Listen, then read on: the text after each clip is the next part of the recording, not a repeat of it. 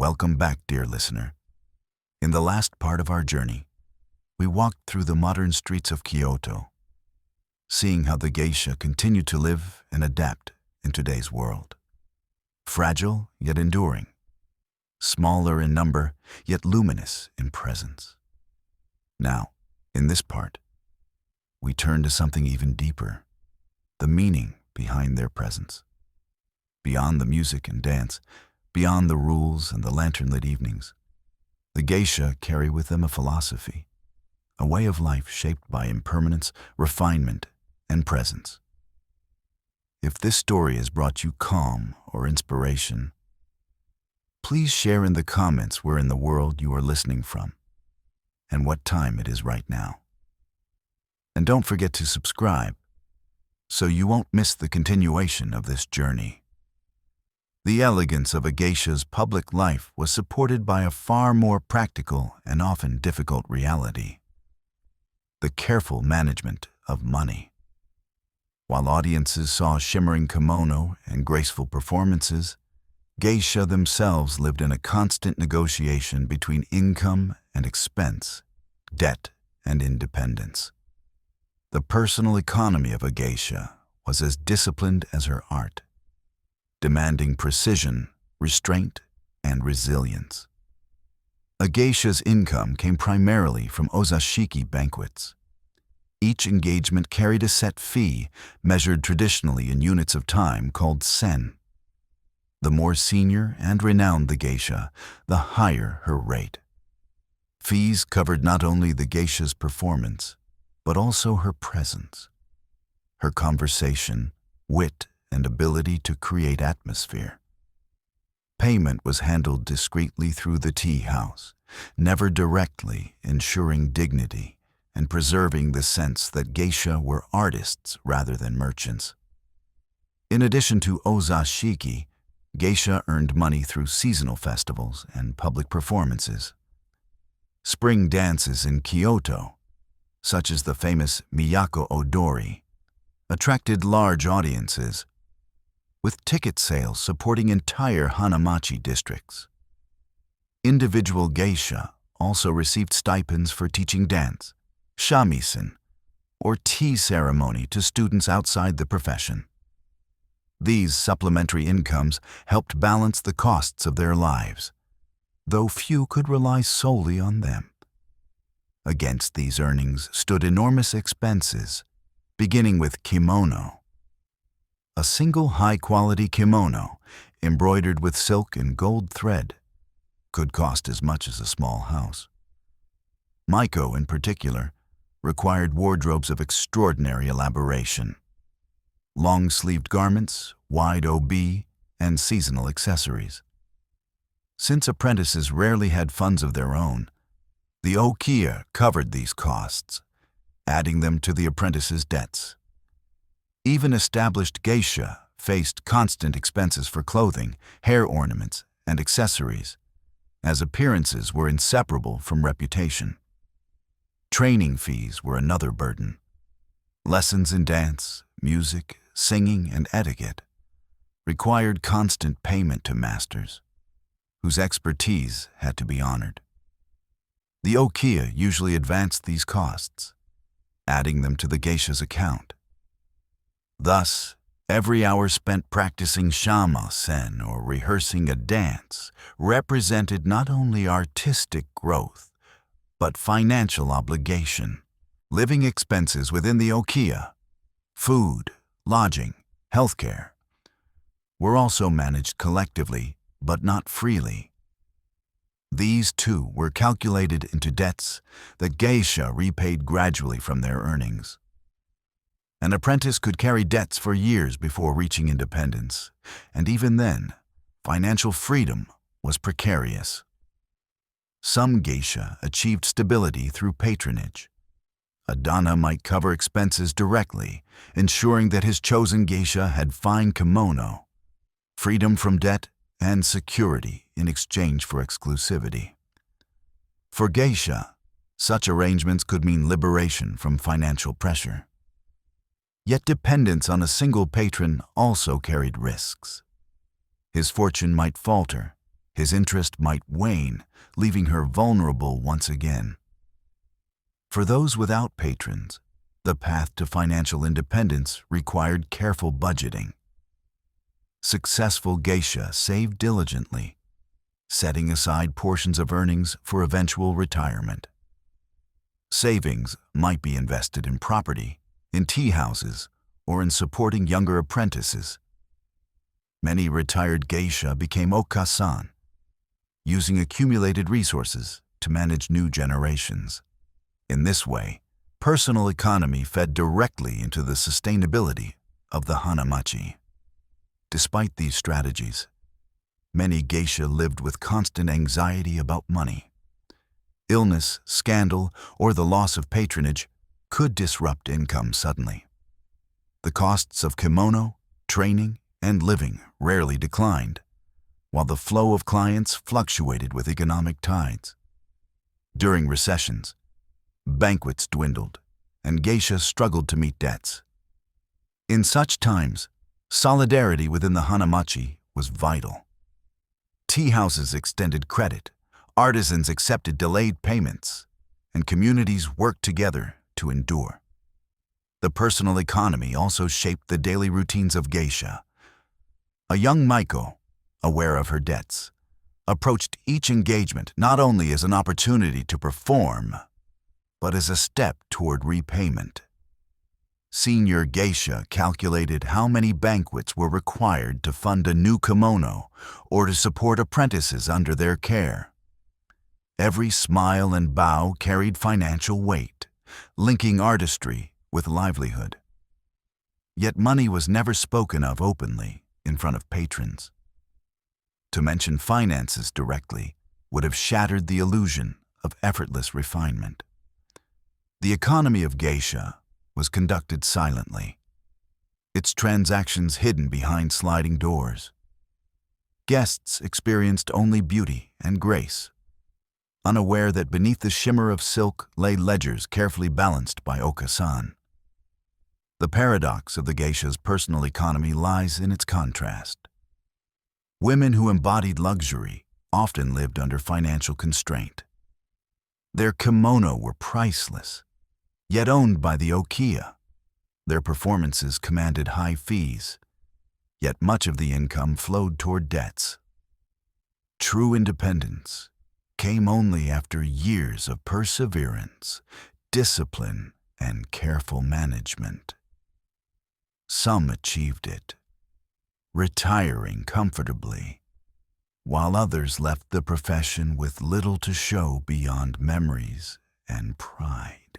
Still, many geisha accepted this reality not as hardship, but as part of their calling. For them, money was not the measure of success.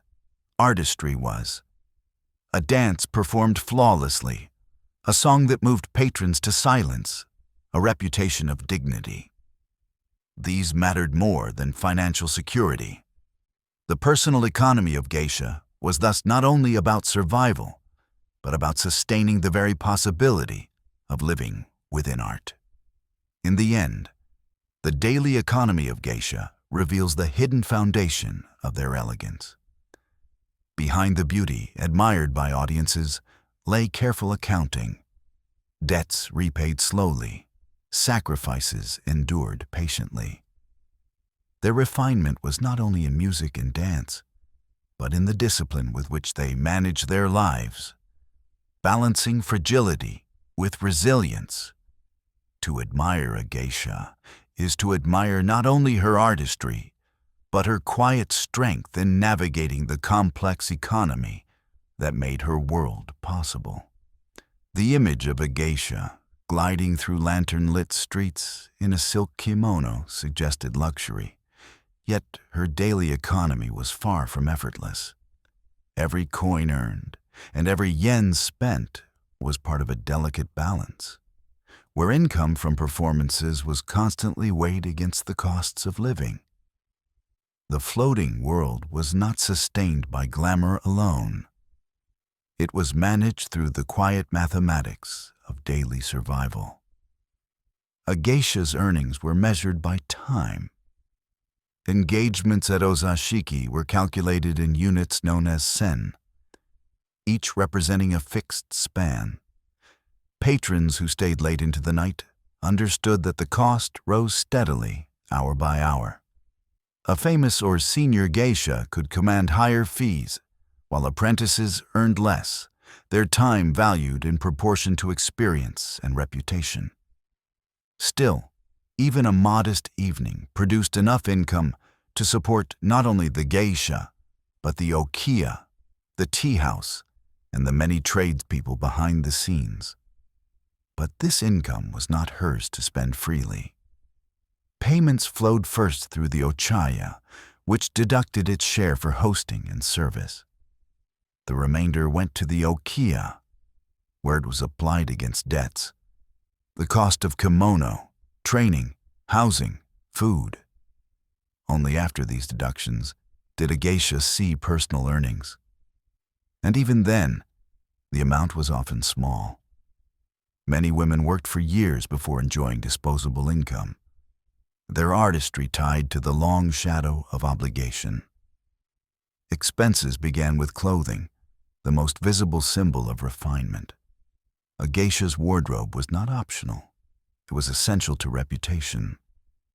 Seasonal kimono, embroidered obi, hair ornaments, and fans each carried high costs. Even accessories such as tabi socks and sandals accumulated expenses as they required regular replacement.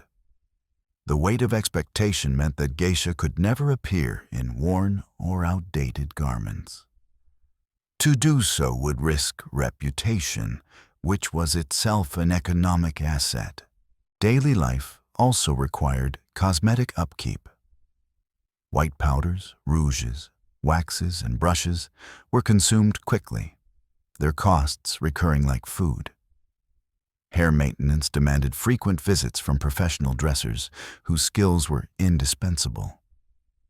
These expenses, though less visible than kimono, accumulated steadily, reminding geisha that beauty was as much investment as artistry. Food, though simpler, also formed part of daily expenses. While meals in the ukiyo were provided collectively, geisha often purchased small luxuries, sweets for themselves or for guests, seasonal delicacies to share during festivals.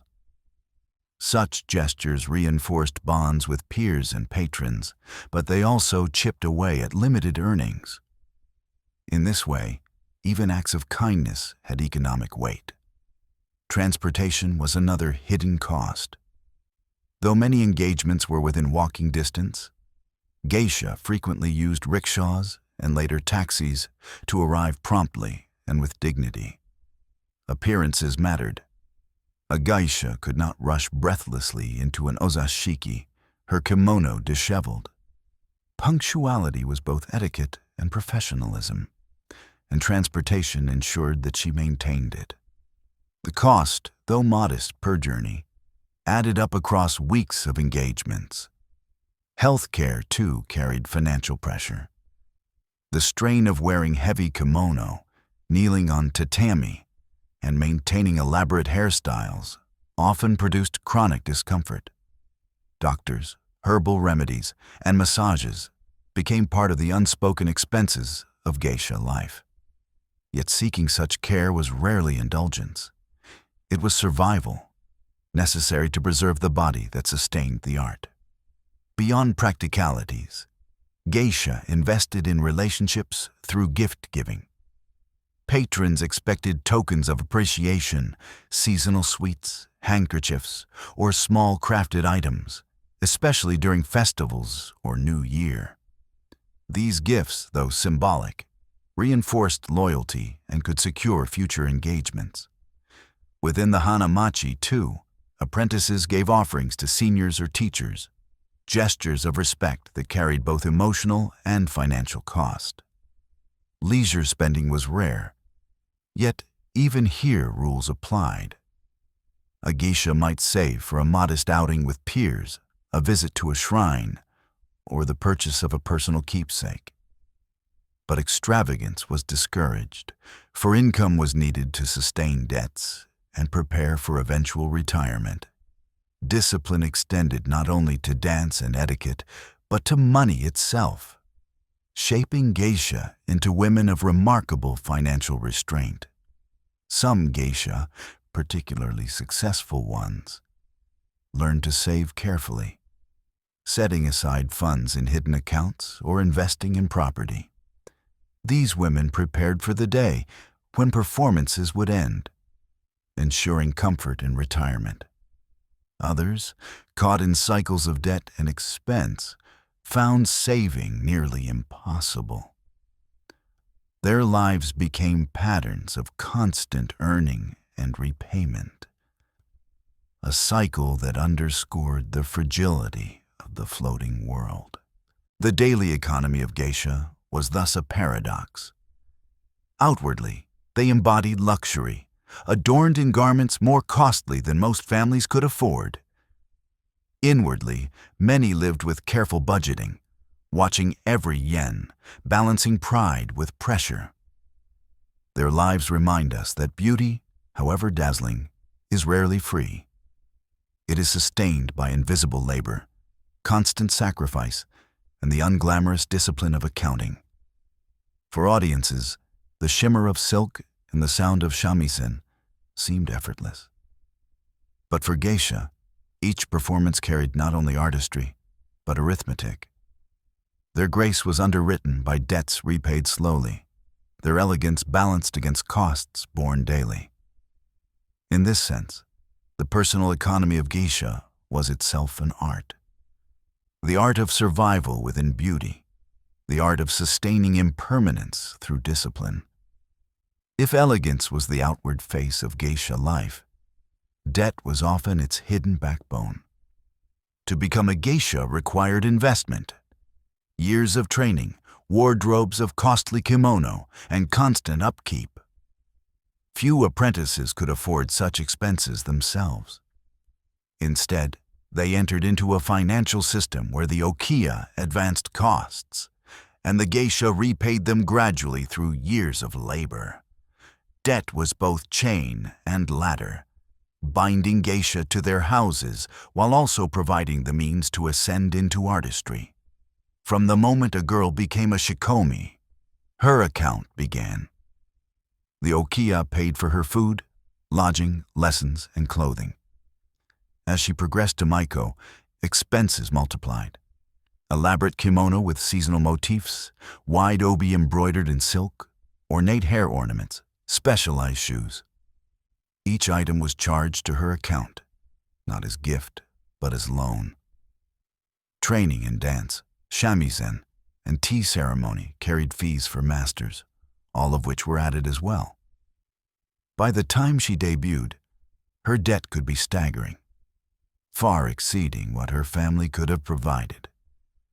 Repayment began once she performed at ozashiki.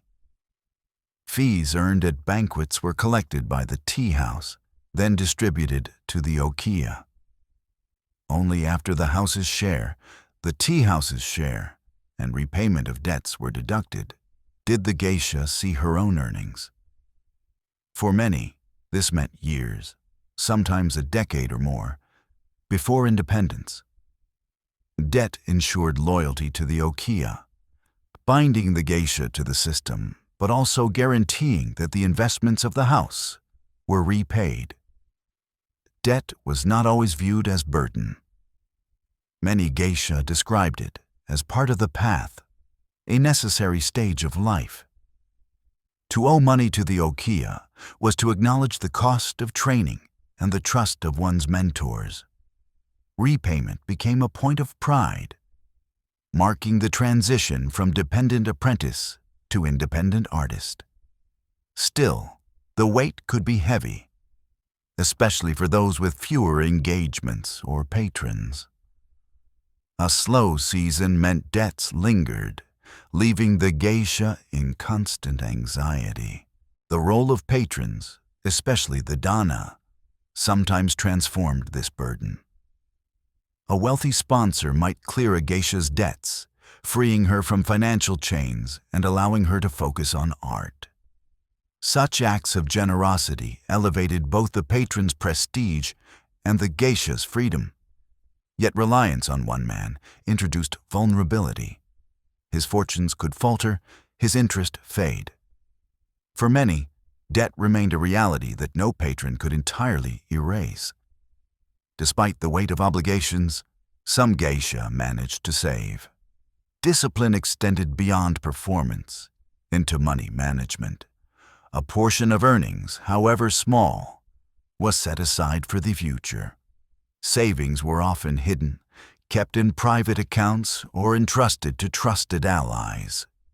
For geisha rarely discussed finances openly. Accumulated funds provided security in illness, support for family, or seed money for retirement ventures. Retirement itself demanded foresight.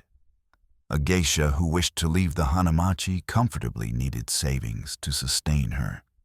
Some invested in property, purchasing small houses or inns. Others opened tea houses, using their reputations to attract clients and apprentices. Still others became teachers, funding their studios with careful reserves. Those who saved wisely enjoyed stability. Those who failed often struggled, their elegance fading into financial insecurity. The challenge of saving lay not only in debts, but in expectations. Kimono had to be renewed, accessories replaced, performances funded. To appear wealthy was part of the profession, even when finances were tight. A geisha who wore outdated clothing or appeared careless risked losing engagements, creating a vicious cycle. Lack of funds led to diminished appearances, which led to fewer clients, which deepened financial strain. For this reason, saving required extraordinary discipline, balancing the demands of appearance with the necessity of future planning. Some geisha developed reputations for thrift, known for their ability to stretch resources without compromising refinement.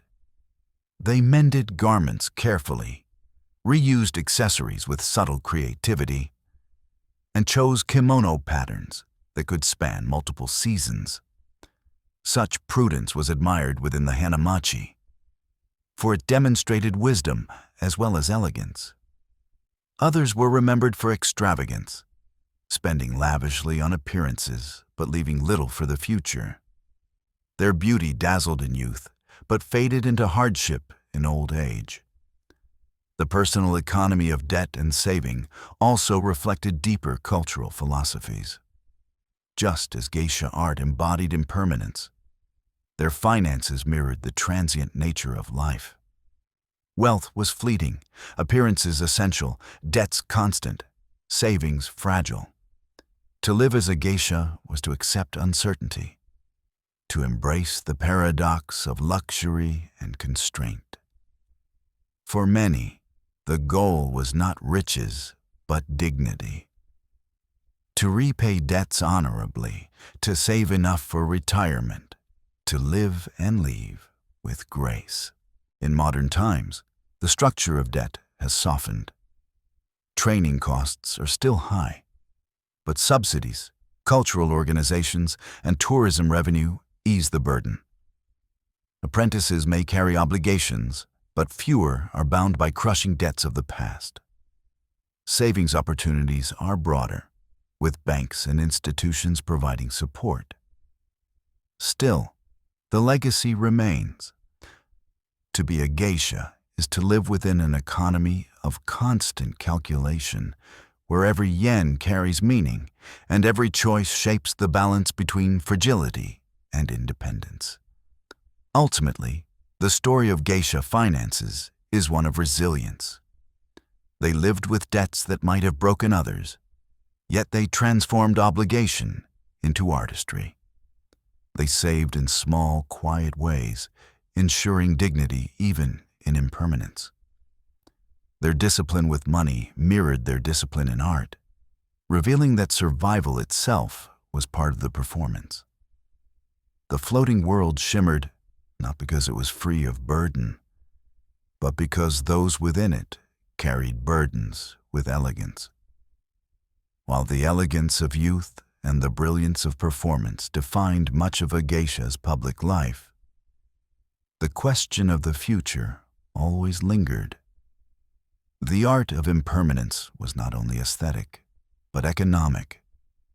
Careers could not last forever, and the silken beauty of the floating world had to be balanced by preparation for life beyond the stage.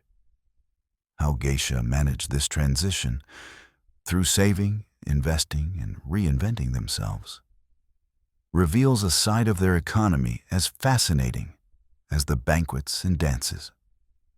For many, the first step toward future security was repaying debts. Independence from the ukiyo marked not only professional maturity, but also financial autonomy. Once debts were cleared, a geisha could keep a larger share of her earnings, giving her the opportunity to save. This moment was often celebrated quietly, symbolizing not just freedom, but the transformation from apprentice to woman, in control of her own destiny. Savings took many forms. Some geisha placed money in discreet accounts, building reserves slowly from engagements and festival performances. Others entrusted funds to relatives or allies outside the hanamachi, protecting resources from the constant cycle of expenses within. In a culture where discussing money openly was taboo, saving required discretion as well as discipline, hidden beneath the surface of elegance. Investment in property was a common strategy. A geisha who accumulated enough might purchase a small house, renting rooms or opening an inn. Kyoto and other cultural centers provided opportunities for such ventures. As tourism and pilgrimage created steady demand for lodging, property offered security against the uncertainties of performance income, grounding the impermanence of geisha life in something more stable. Another path was to open or manage a tea house, ochaya. Retired geisha often used their reputations and connections to attract clients, arranging banquets and coordinating with active geisha. This allowed them to remain within the hanamachi while transitioning into a managerial role. Success required not only charm, but shrewd business sense. For the prosperity of a tea house depended on careful financial management and strong relationships with both patrons and ukiyo. Some became okasan, taking over their ukiyo or founding new ones. This role demanded substantial savings or inheritance, for an okasan bore responsibility for training, housing, and financing apprentices. Yet it also offered long-term stability, as the cycle of investment and repayment perpetuated itself. By becoming okasan, retired geisha ensured continuity of tradition while securing income through management rather than performance. Teaching was another avenue. Skilled dancers and shamisen players opened schools, teaching not only apprentices, but also middle-class women eager to study traditional arts. This broadened their economic base, making use of talents honed over decades. For some, teaching extended even internationally, as geisha became cultural ambassadors, introducing Japanese arts abroad.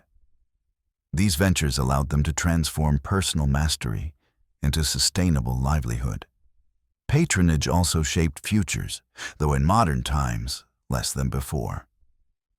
In earlier centuries, a generous dana might provide lifelong support, offering property, funds, or marriage. Such arrangements ensured stability, though they also bound a geisha's future to the fortunes of one man. With the decline of personal patronage, geisha increasingly relied on their own savings and entrepreneurship, reflecting broader social changes in women's independence. Despite these options, not all geisha achieved financial security. The costs of kimono, The instability of engagements and the weight of debts left many with little savings at retirement. Some returned to families. Others sought ordinary employment, blending into society after years of refinement. Their struggles reveal the fragility of the floating world. Beauty dazzled, but without discipline, it could dissolve into hardship. Still, many succeeded in creating dignified retirements. Their strategies reveal a remarkable blend of artistry and pragmatism. They transformed skills in conversation into business acumen, discipline in training into financial restraint, and reputations built into tatami rooms into economic capital. Their lives remind us that resilience is not only about enduring hardship, but also about planning for impermanence with foresight. The future economy of Geisha was also shaped by cultural institutions. By the late 20th century, governments and associations recognized the need to preserve tradition, offering subsidies, grants, and opportunities for retired geisha to perform publicly. This institutional support softened the uncertainties of old age, ensuring that even those without significant savings could contribute to cultural heritage and receive recognition. In essence, the personal economy of geisha was a dance between impermanence and continuity.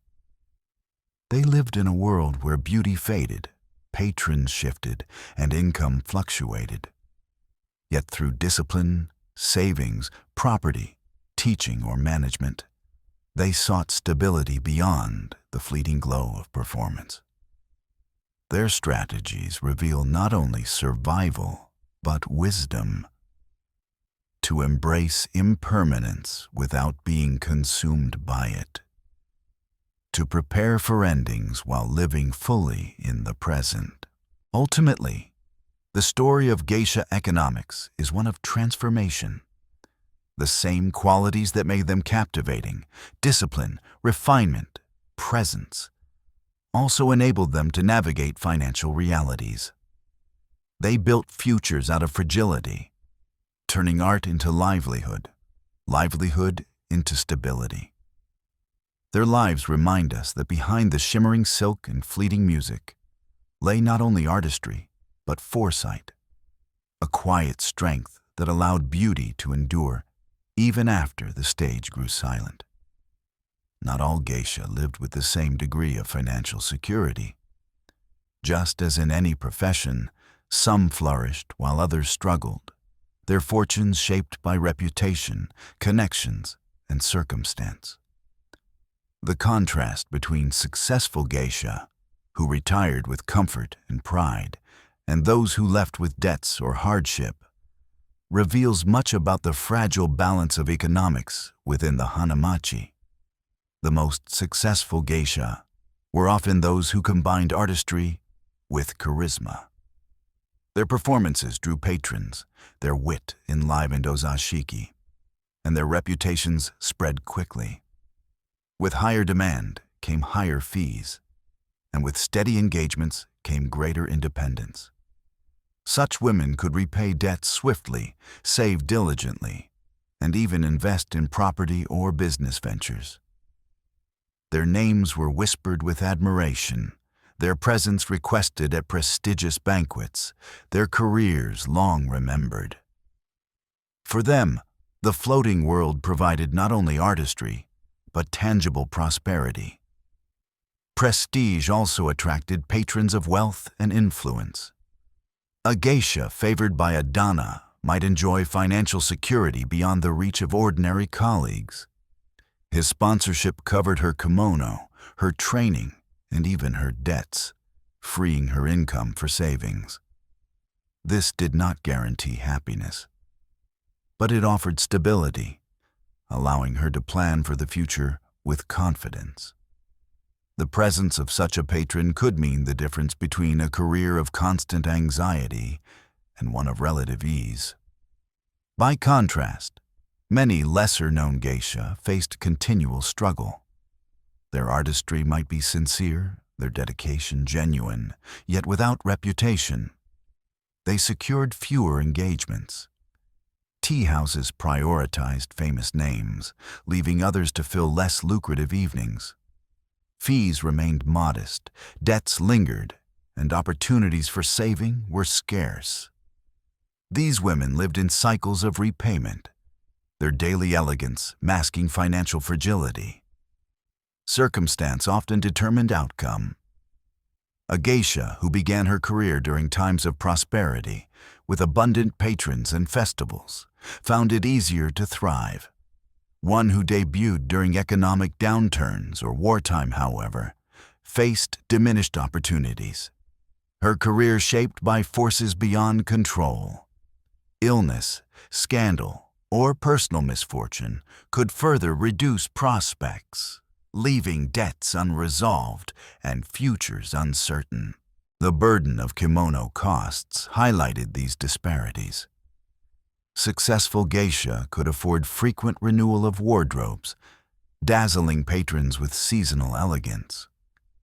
Lesser-known geisha struggled to keep pace, sometimes relying on borrowed garments or subtle reuse of older pieces. Yet appearance was central to reputation. Without fine kimono, engagements dwindled, creating a cycle of decline. In this way, inequality perpetuated itself, with wealth enabling prestige and prestige attracting more wealth. Even within the ukiyo system, differences emerged. A supportive okasan who invested wisely in her apprentices gave them greater chances of success. She provided quality kimono, arranged promising engagements, and guided them through financial pitfalls. By contrast, a poorly managed ukiyo left its geisha burdened with greater debts and fewer opportunities. The fortunes of a single woman were thus tied not only to her talents, but also to the economic wisdom of her house. Some geisha, through prudence, managed to build quiet security despite modest fame. They lived simply, saved carefully, and invested in teaching or small businesses. Their names might not have been famous, but their retirements were dignified. Others, dazzled by appearances, spent lavishly to maintain an image of success without securing the means to sustain it. These women often retired with little, their beauty remembered, but their later years marked by struggle. The contrast also reflected broader social inequalities. Patrons often preferred younger geisha, leaving older ones to compete for fewer engagements. Fame and wealth concentrated among a few, while the majority lived in relative obscurity. Yet even those who struggled maintained dignity, embodying refinement despite financial hardship. Their contributions, though less celebrated, were essential to the continuity of tradition. Modern times softened some disparities through tourism and cultural subsidies, offering opportunities for lesser-known geisha to perform publicly and earn income beyond private patronage. Yet inequalities remained. Fame still commanded higher fees, and reputations still determined prosperity. The floating world preserved its beauty, but not its balance. In the end, the difference between successful and struggling geisha was not only money, but memory. The prosperous retired with legacies, their names etched in Hanamachi history. The less fortunate faded quietly, their elegance remembered only by those who shared their evenings. Both, however, embodied the same discipline, the same artistry, the same impermanence. Their financial fates diverged, but their dignity united them, reminding us that success in the floating world was never measured by wealth alone. The personal economies of geisha are best understood not only through abstract rules, but through stories. Individual lives shaped by the balance of artistry, debt, and money. Within the hanamachi, tales circulated of women who rose to prosperity and others who slipped quietly into poverty.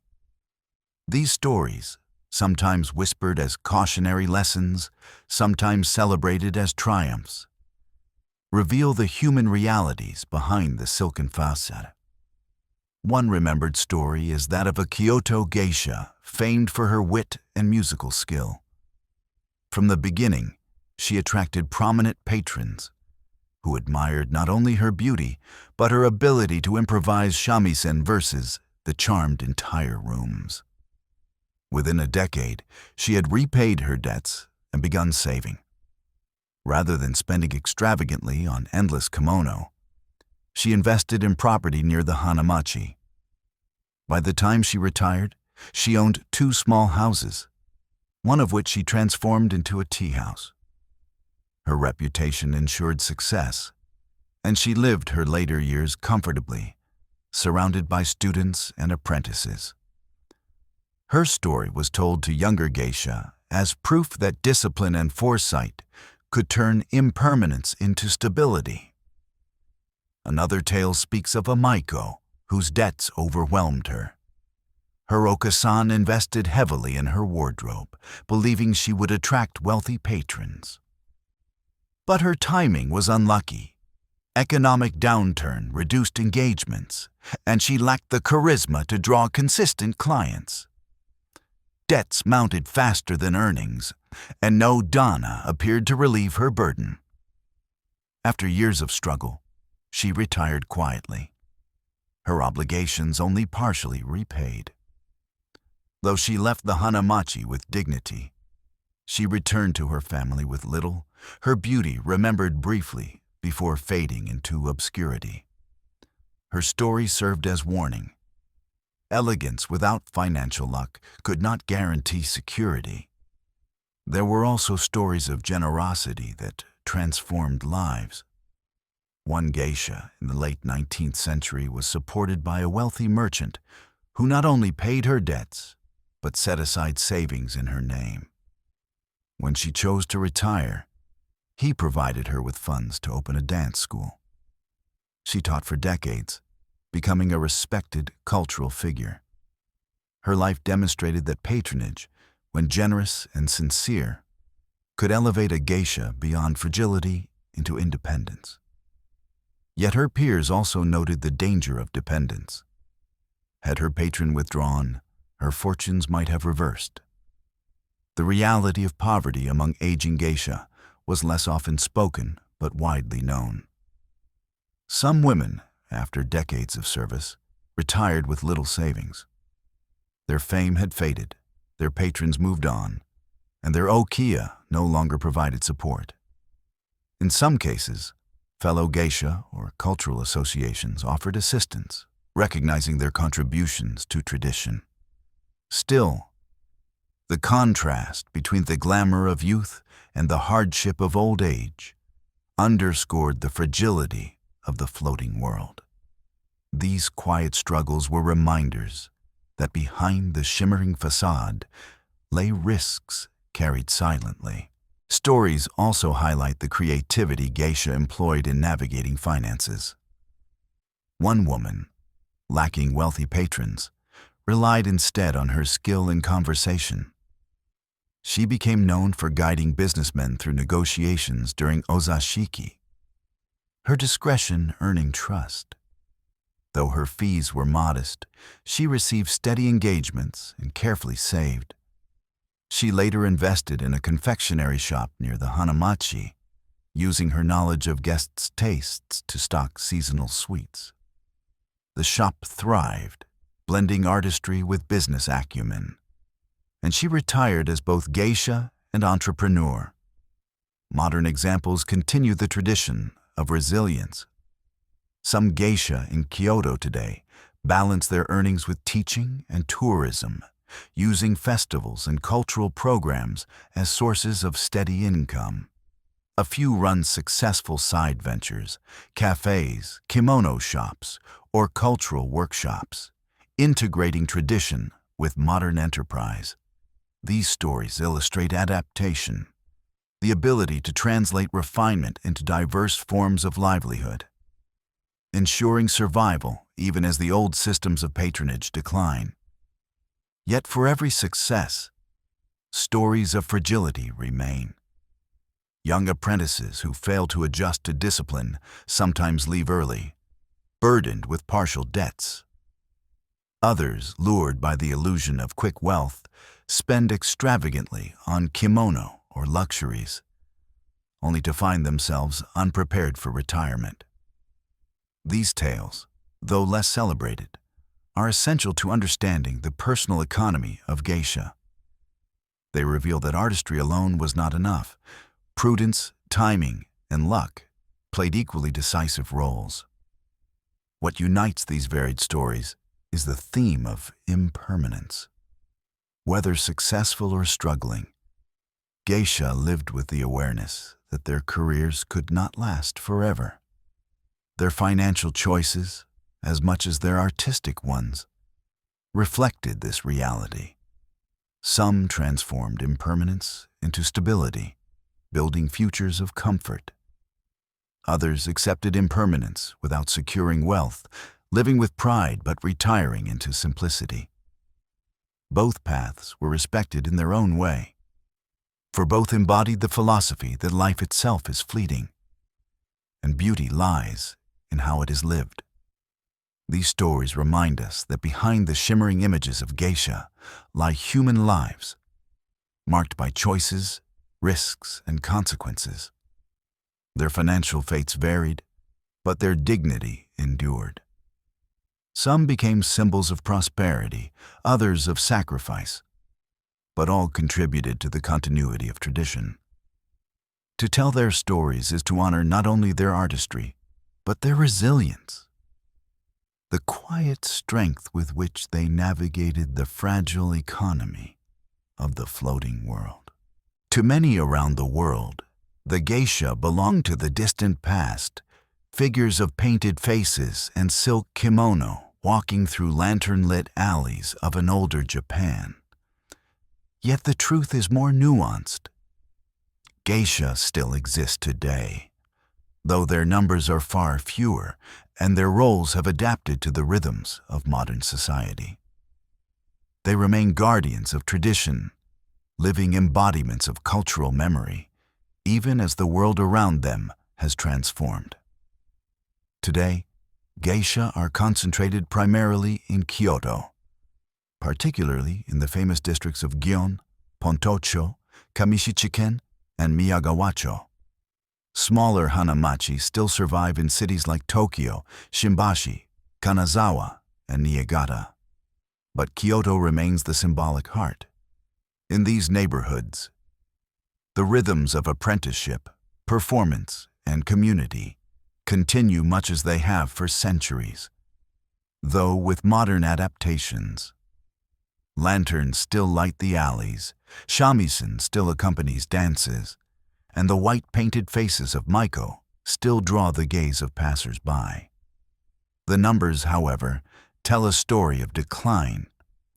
In the early 20th century, there were tens of thousands of geisha across Japan.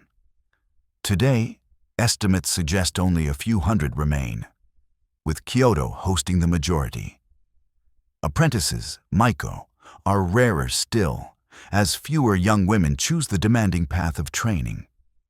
This decline reflects broader social changes, expanded educational opportunities, diverse careers for women, and the fading of traditional patronage systems. Yet the geisha who remain are far from relics. They are professional artists, performing dances rooted in classical tradition, playing shamisen with virtuosity, and preserving refined conversation. Their evenings at ozashiki still blend music, wit, and hospitality, offering guests an experience of intimacy and elegance that cannot be replicated by modern entertainment. What has changed is the clientele. Where once wealthy merchants and politicians dominated, today's guests include corporate groups, cultural tourists, and art enthusiasts seeking connection with Japan's heritage. Public performances now play a larger role in sustaining geisha communities. Seasonal events like the Miyako Odori in Kyoto attract thousands of spectators, both domestic and international. These grand dances, held in theaters, showcase the collective artistry of Hanamachi districts. They serve as both income and advertisement, reminding audiences that geisha are not museum pieces, but living performers. Festivals also anchor community identity, ensuring that even as private patronage declines, public support sustains tradition. Tourism has become a vital component of the modern geisha economy. Visitors flock to Kyoto in hopes of glimpsing Maiko on evening walks or attending banquets arranged through specialized services. While genuine ozashiki remain exclusive, staged experiences allow outsiders a taste of geisha culture. Critics worry that such encounters risk reducing geisha to spectacles for cameras. Yet many Hanamachi view them as necessary adaptation. Balancing authenticity with accessibility, modern geisha also serve as cultural ambassadors. They participate in international festivals, appear in documentaries, and collaborate with museums. Their presence abroad introduces audiences to the subtleties of Japanese refinement, from the flow of a dance to the etiquette of pouring tea. In this role, geisha embody not only tradition, but Japan's cultural identity on the global stage.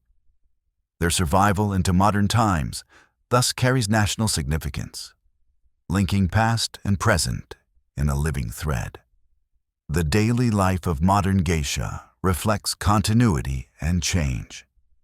Training remains rigorous. Apprentices still wake early for lessons in dance and shamisen, still learn etiquette and seasonal customs, still submit to the discipline of the ukiyo. Yet technology and modern conveniences soften the edges. Healthcare is better, communication more efficient, and financial management less opaque. Geisha may use smartphones to coordinate engagements, though rarely in public, where tradition remains carefully guarded. Challenges persist. The high costs of kimono and training remain barriers to entry. Recruitment of apprentices is difficult, as young women weigh the sacrifices of geisha life against opportunities for university and modern careers. The decline of private patronage forces Hanamachi to rely increasingly on tourism, which risks shifting emphasis from intimacy to spectacle. The balance between authenticity and survival is delicate, requiring constant adaptation by leaders of the community. Despite these challenges, many modern geisha express pride in their role. They see themselves as stewards of impermanence, carrying forward an art that cannot be preserved in books or films alone. Their performances, ephemeral yet profound, remind audiences of beauty's fleeting nature. In a world dominated by speed and technology, geisha offer the gift of slowness, of presence, of refinement rooted in centuries of tradition. To witness a modern geisha is to glimpse both continuity and change. The kimono remains exquisite, the dances precise, the music haunting. Yet the context is different. Cameras flash, tourists gather, cultural institutions provide support. The floating world has adapted, trading secrecy for visibility, exclusivity for survival. What has not changed is the essence, the discipline, the elegance, the philosophy of impermanence.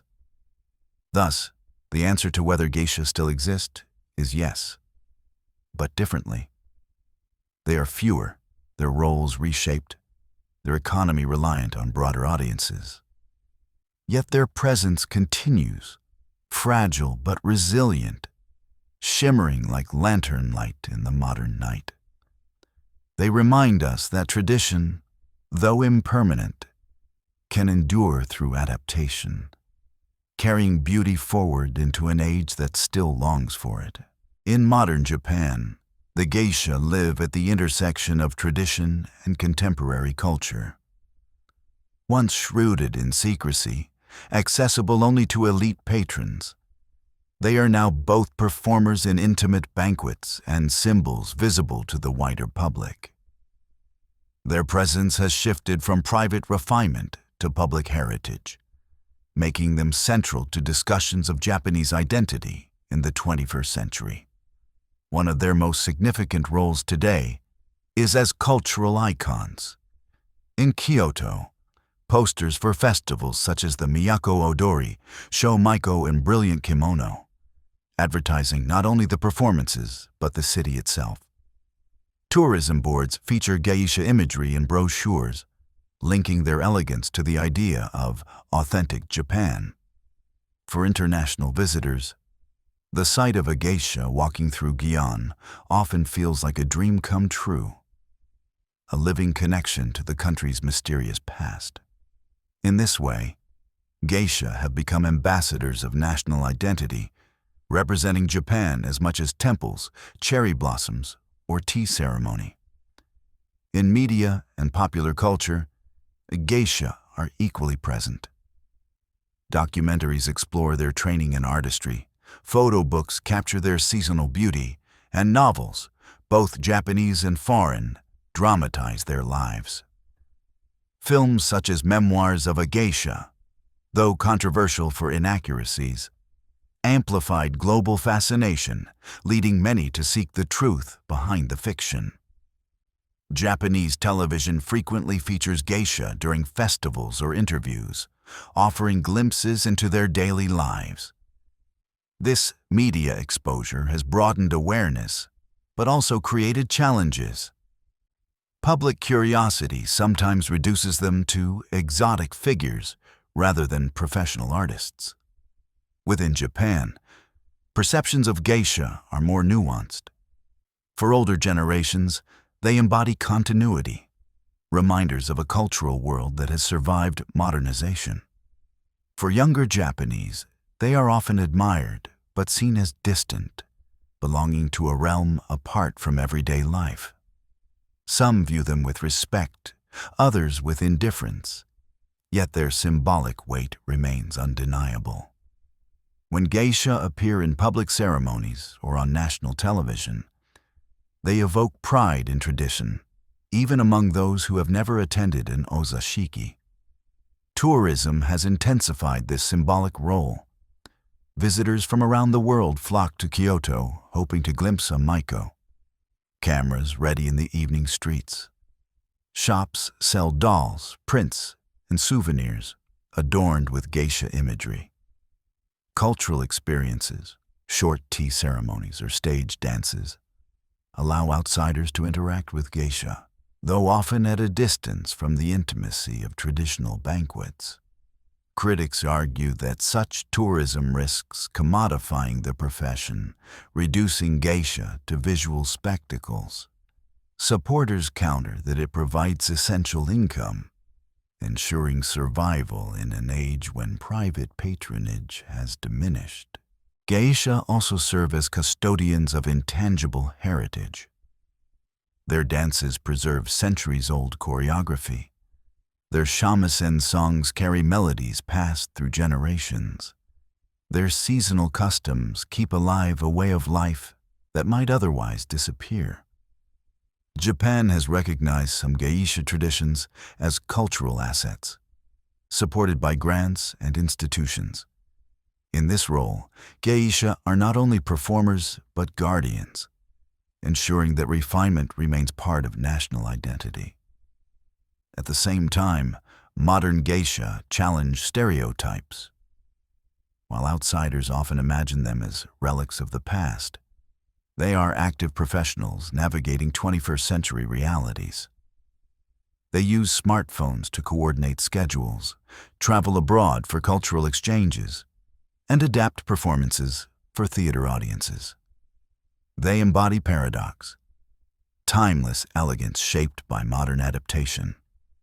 This balance reinforces their symbolic power, proving that tradition can survive without becoming static.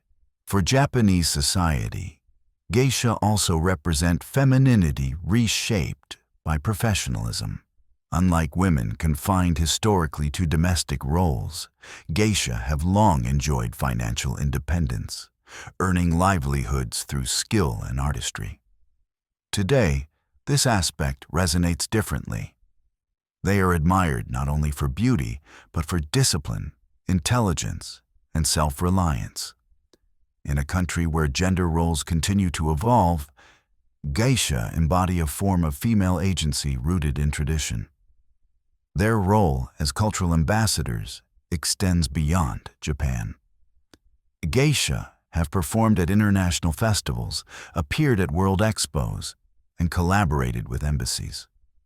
Their presence abroad reminds audiences that Japanese culture is not only technology and modernity, but also elegance and refinement. For many, the sight of a geisha on stage in Paris or New York is unforgettable, a living link to a world few imagined still existed. Yet, geisha themselves remain cautious about exposure. They understand that too much visibility risks eroding mystery, which has always been central to their allure. Thus, their participation in media and tourism is carefully curated, balancing openness with preservation of dignity. A geisha may allow photographs at a festival, but the intimacy of an ozashiki remains closed to outsiders. This boundary preserves the distinction between public symbol and private artist. In contemporary Japan, then, geisha occupy a paradoxical place, admired yet rare, visible yet mysterious, traditional yet adaptive. They are woven into the cultural imagination, sustaining industries of tourism, fashion, and performance. They continue to inspire pride, curiosity, and debate. Above all, they remind both Japanese and global audiences that beauty is not only about appearance, but about discipline, tradition, and presence. To see a geisha in modern Japan is to glimpse continuity amid change. She walks beneath neon lights as easily as lanterns, her kimono as striking against skyscrapers as against wooden tea houses. She belongs to the past and to the present, embodying a Japan that values impermanence and renewal. In this way, geisha remain more than entertainers. They are living bridges between eras, carrying the floating world into the modern age. To imagine the life of a modern geisha is to picture a rhythm both ancient and contemporary. She lives in a world where smartphones and social media exist, yet her own days are still guided by traditions centuries old. The white paint on her face, the shamisen in her lap, the bow at the entrance of a tea house, all remain as they were for generations. What has changed are the contexts, the kinds of clients she entertains, the support structures that sustain her, and the balance she must strike between secrecy and visibility. A geisha's day begins early. Apprentices, maiko, rise with the sun, their mornings dedicated to lessons. Dance remains at the heart of training, with daily rehearsals of classical choreography. Shamisen practice follows, strings plucked until calluses harden. Singing lessons refine tone and phrasing, while etiquette classes continue to instill the subtleties of posture, bowing, and conversation. These routines echo centuries of discipline, reminding apprentices that artistry requires repetition and patience. For senior geisha, mornings may be less about lessons and more about preparation. Kimono must be chosen with care, coordinated with season, occasion, and role. Hairdressers visit to arrange elaborate coiffures, while makeup requires time and precision. Even in an age of convenience, these rituals remain unchanged. A maiko may still spend over an hour preparing her appearance, each detail reflecting tradition. The act of dressing itself becomes a kind of meditation, aligning body and mind with the refinement expected of the profession. Afternoons often bring community responsibilities. Geisha may participate in rehearsals for seasonal festivals, attend meetings of hanamachi associations, or teach students in dance or shamisen. Many also engage with cultural organizations, offering workshops for tourists or lectures for schools. These activities extend their role beyond entertainment, positioning them as educators and ambassadors of tradition. Evenings remain the centerpiece of geisha life. The ozashiki banquet continues much as it has for centuries. Guests arrive at tea houses, greeted with bows and smiles. Geisha pour sake with elegance, engage in witty conversation, and performs dances accompanied by shamisen. Games break the formality, laughter mingling with music.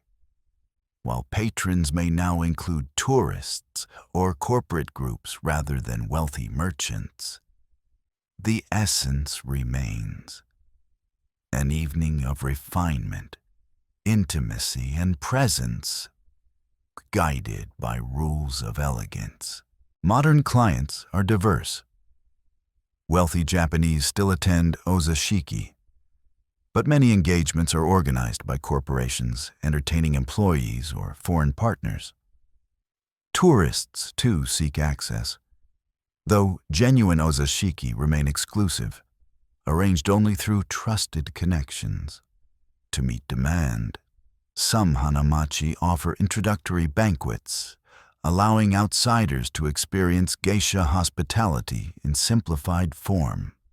This adaptation sustains income while protecting the mystery of traditional events. Technology has subtly entered geisha life, though discreetly. Schedules may be managed by smartphone, but rarely in public. Websites advertise festivals, and online booking systems simplify arrangements. Some geisha cautiously appear in social media, often curated by cultural organizations, offering glimpses without breaking dignity. These tools help sustain relevance in a digital world while preserving the aura of refinement. Despite modern influences, the philosophy of impermanence continues to guide their days. Each evening is unique, a fleeting moment never to be repeated. Geisha understand that their art lies not only in performance, but in presence, in the ability to create atmosphere. Whether for politicians, businessmen, or curious tourists, the goal remains the same: to offer an experience where refinement dissolves the noise of the outside world. Challenges shape daily life as well. The number of apprentices is small, making continuity uncertain. Recruiting young women is difficult, as geisha life demands sacrifices few are willing to make in a society with broader opportunities. Costs of kimono, lessons, and housing remain high, forcing hanamachi to balance tradition with economic reality. Tourism provides income but risks overwhelming intimacy. Geisha themselves walk a fine line, preserving mystery while engaging enough to sustain their communities. Yet many modern geisha embrace these challenges with pride. They see themselves not as relics, but as living artists, adapting without surrendering essence. Their days of lessons, performances, and community work prove that the geisha tradition is not frozen in time, but alive, breathing, evolving. They embody the paradox of Japan itself, a nation that blends skyscrapers with temples, technology with ritual, neon lights with lanterns. To witness the daily life of a geisha today is to see both past and present in harmony. She bows as her ancestors did, yet she may check messages on a smartphone once the guests depart. She dances with centuries-old precision, yet she performs for tourists with cameras in hand. She is both timeless and modern, a bridge between worlds. In this, geisha remind us that tradition is not about resisting change, but about adapting with dignity. Their daily lives prove that the floating world still exists, not as illusion, but as reality. Smaller, rarer, but enduring. To glimpse a geisha in Kyoto today is to see history walking in the present, carrying beauty across the threshold of centuries. The survival of geisha into the 21st century is remarkable, but it is not without challenges. The hanamachi, those lantern-lit districts that once thrived with dozens of ukiyo and tea houses, are today much smaller, their numbers reduced with each passing decade. Yet despite decline, opportunity still exists. The geisha who remain navigate a world of contradictions, fragile yet resilient, burdened by pressures yet sustained by global fascination. Their future depends on how they meet the challenges and embrace the opportunities of the present. The most pressing challenge is declining numbers. Where once tens of thousands of geisha lived across Japan, today only a few hundred remain, concentrated in Kyoto and a handful of other cities. Apprentices, Maiko, are rarer still, as young women face broader choices in education and careers. The sacrifices demanded by geisha life, rigid training, limited personal freedom, and constant financial discipline, make recruitment difficult. Without a steady flow of apprentices, the continuity of tradition is endangered. Another challenge is the high cost of survival. Kimono remain expensive, training fees continue, and tea houses must be maintained. In an age where fewer patrons can afford lavish spending, these costs strain the hanamachi. Some ukiyo have closed, unable to balance expenses with reduced income. For those that remain, careful management and adaptation are essential. The floating world endures, but only through constant calculation. Tourism, while providing income, introduces its own pressures. Visitors to Kyoto often crowd the streets of Gion, hoping to glimpse Maiko on their evening walks. Cameras flash, tourists block paths, and the intimacy once central to geisha life risks being overwhelmed. Some hanamachi have imposed restrictions, banning photography in certain alleys, requiring guided tours for encounters to protect dignity. Balancing authenticity with accessibility is delicate. Without tourists, revenue falters. With too many, refinement dissolves into spectacle. Modern geisha also face shifting client expectations. In earlier times, patrons sought refinement, wit, and subtle artistry. Today, some guests, especially international ones, arrive with misconceptions shaped by films or stereotypes. They may expect intimacy or extravagance rather than quiet elegance. Geisha must gently educate clients, guiding them into the etiquette of ozashiki while preserving atmosphere. This requires not only artistry, but diplomacy, as they navigate between tradition and misunderstanding.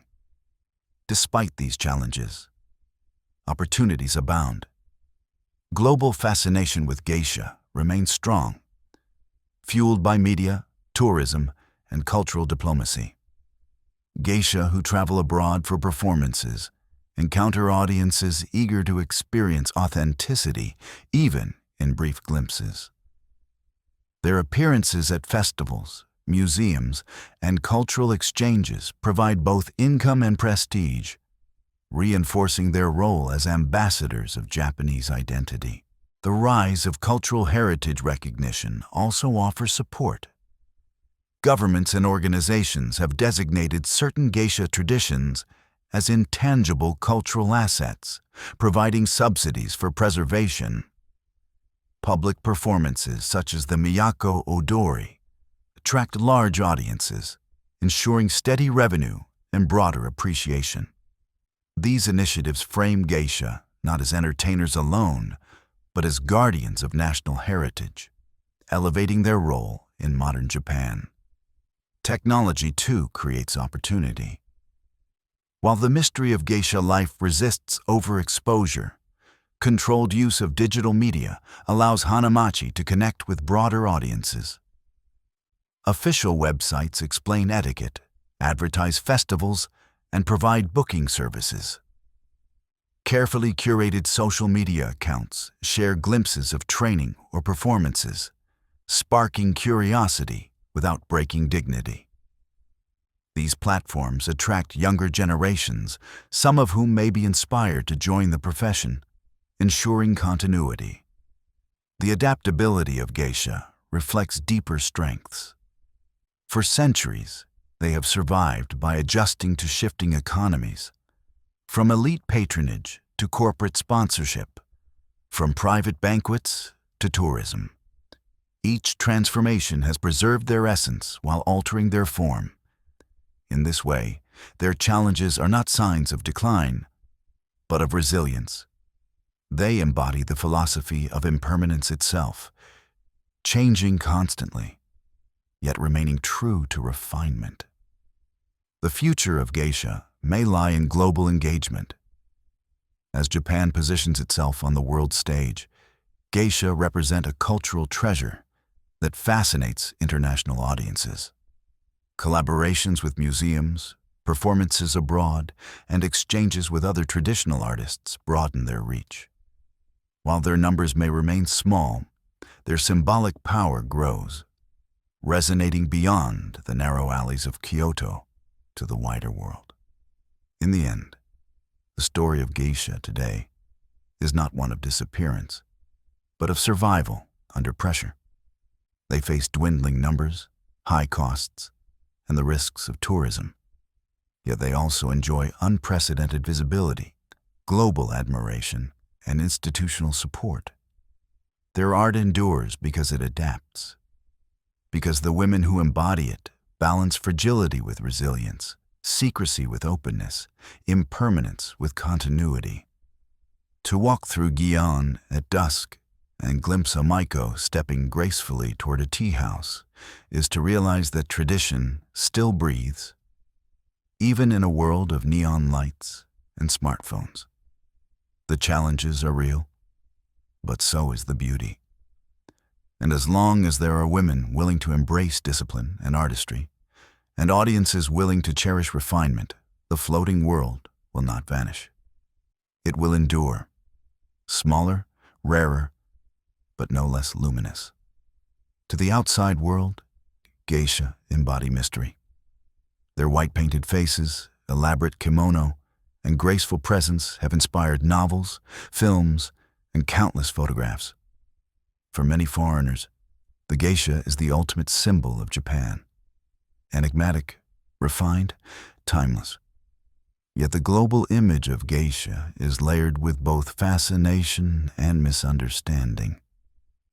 Today, as cultural ambassadors, geisha must navigate not only their own traditions, but also the expectations and misconceptions of international audiences. The most famous example of global misunderstanding came with the publication of novels and films that romanticized geisha life. Works like Memoirs of a Geisha introduced millions to the idea of the geisha, but often blurred the line between courtesan and artist. Many readers came to believe that geisha were synonymous with prostitution, an error deeply painful to the hanamachi. Geisha leaders and cultural organizations responded by emphasizing the distinction. Geisha are entertainers, artists, and professionals of refinement, not providers of intimacy. This effort continues today as geisha present themselves as living traditions rather than figures of exotic fantasy. When geisha travel abroad to perform at cultural festivals, museums, or embassies, they are received with awe. Audiences marvel at their kimono, their dances, the sound of shamisen reverberating in unfamiliar halls. These moments create bridges across cultures, allowing geisha to embody Japan in tangible form. For spectators in Paris, New York, or Sydney, the presence of a geisha is unforgettable, a fleeting glimpse of a world rarely seen. In this role, geisha become not only performers, but symbols of national identity on the global stage. Yet, with visibility comes responsibility. Geisha must decide how much to reveal and how much to withhold. Too much openness risks diminishing the aura of mystery.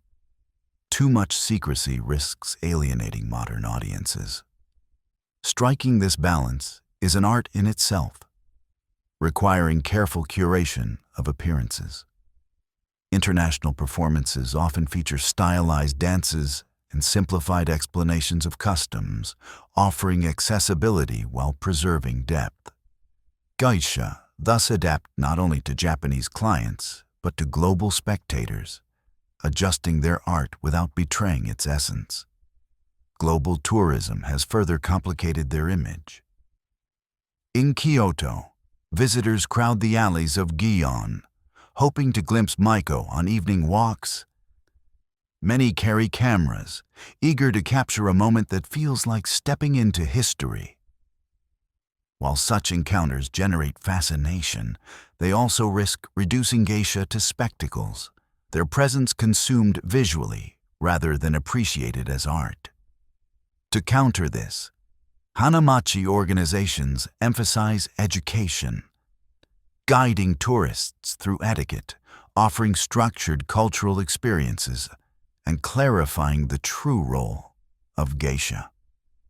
Despite misunderstandings, global fascination offers opportunities. Documentaries, interviews, and collaborations with cultural institutions allow geisha to tell their own stories in their own voices. Some appear in international exhibitions, explaining the symbolism of kimono patterns, the discipline of shamisen, or the philosophy of impermanence. These efforts reshape perceptions, replacing fantasy with respect. For many abroad, the realization that geisha are living artists rather than relics transforms curiosity into admiration. The truth geisha seek to convey is simple. They are women dedicated to preserving refinement through art. Their evenings are not transactions of intimacy, but encounters of culture. Spaces where conversation, music, and presence create fleeting beauty. They are custodians of history, yet also professionals navigating modern realities. By presenting themselves authentically, they correct misconceptions while strengthening the global appreciation of Japanese heritage. Interestingly, the global gaze has also influenced geisha themselves. Awareness that they represent Japan abroad encourages pride and responsibility. Many express determination to carry tradition with dignity, knowing that their presence shapes how the world perceives their nation. This awareness reinforces discipline, reminding them that their role extends beyond the ozashiki into the realm of cultural diplomacy. At the same time, they remain cautious. Some hanamachi restrict photography, limit interviews, or carefully curate appearances. They understand that mystery itself is part of their allure, and that revealing too much risks making them ordinary.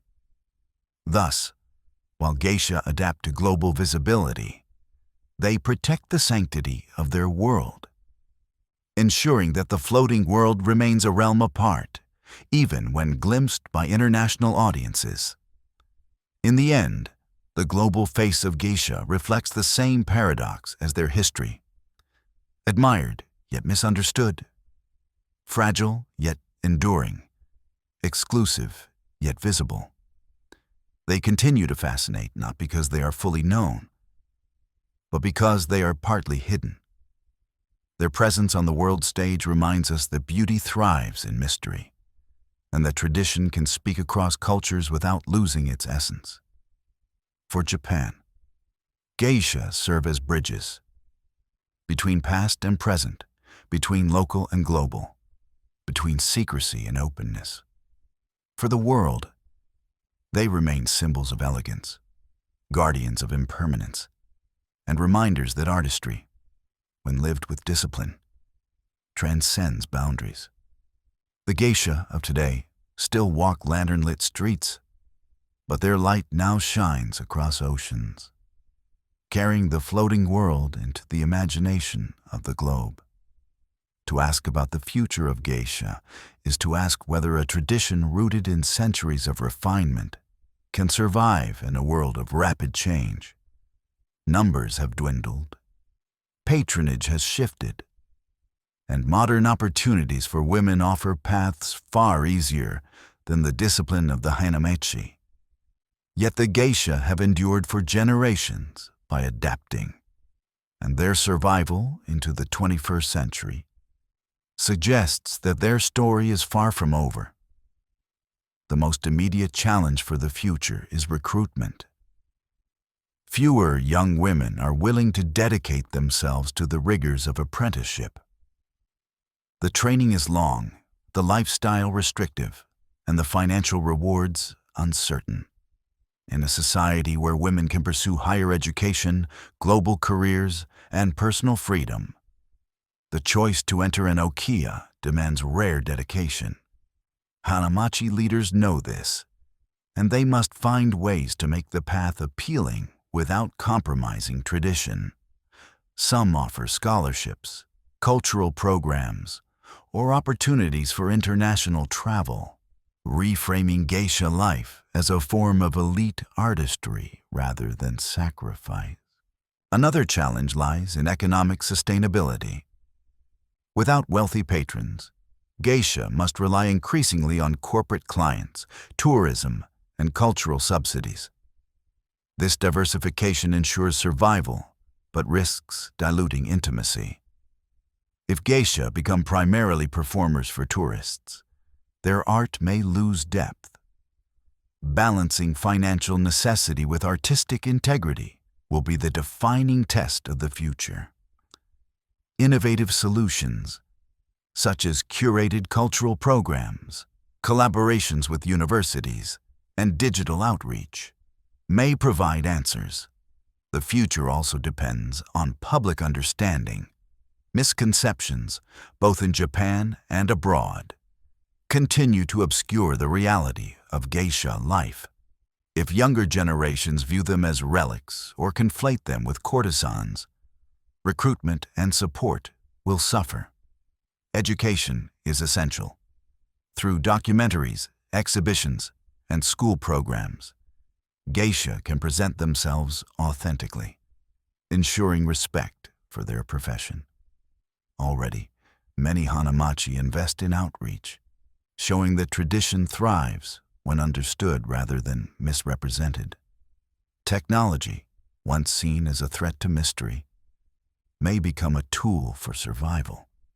Controlled use of digital media can attract interest without sacrificing dignity. Online platforms allow geisha to share fragments of their art, short dance performances, seasonal greetings, glimpses of kimono, reaching audiences worldwide. Virtual tours and online lectures during global crises like the COVID-19 pandemic prove that the floating world can adapt even to digital space. The challenge is to harness technology while preserving the aura of refinement. Global fascination also offers opportunity. Geisha as cultural ambassadors will likely grow in importance, performing abroad, collaborating with museums, and participating in international festivals. Their presence reminds the world that Japan's identity is not only technological innovation, but also refined tradition. By stepping onto global stages, geisha may secure both income and prestige, ensuring relevance beyond Japan's borders. Domestically, Geisha may find renewed significance as Japan grapples with questions of cultural identity. In an age of globalization, traditions that embody impermanence, elegance, and community offer grounding. Geisha can serve as living connections to heritage, reminding Japanese society of values that risk fading: patience, refinement, and presence. Their art may evolve, but their philosophy, beauty rooted in discipline, remains timeless. Some envision new roles for geisha in the future: educators, cultural consultants, even collaborators with contemporary artists. Already, geisha occasionally perform alongside modern musicians or appear in creative projects that blend tradition with innovation.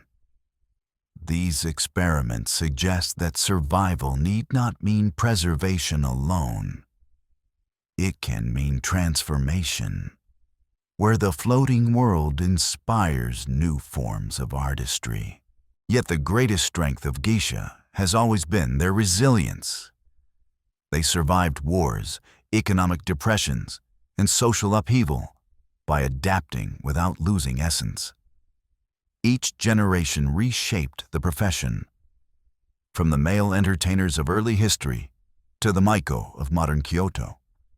This resilience suggests that, though numbers may remain small, the geisha will continue. Rarer, perhaps, but luminous, like lanterns glowing in the twilight. The future of geisha is thus not guaranteed, but possible. It requires recruitment of new apprentices, adaptation to modern economies, education to dispel misconceptions, and courage to embrace technology and global engagement.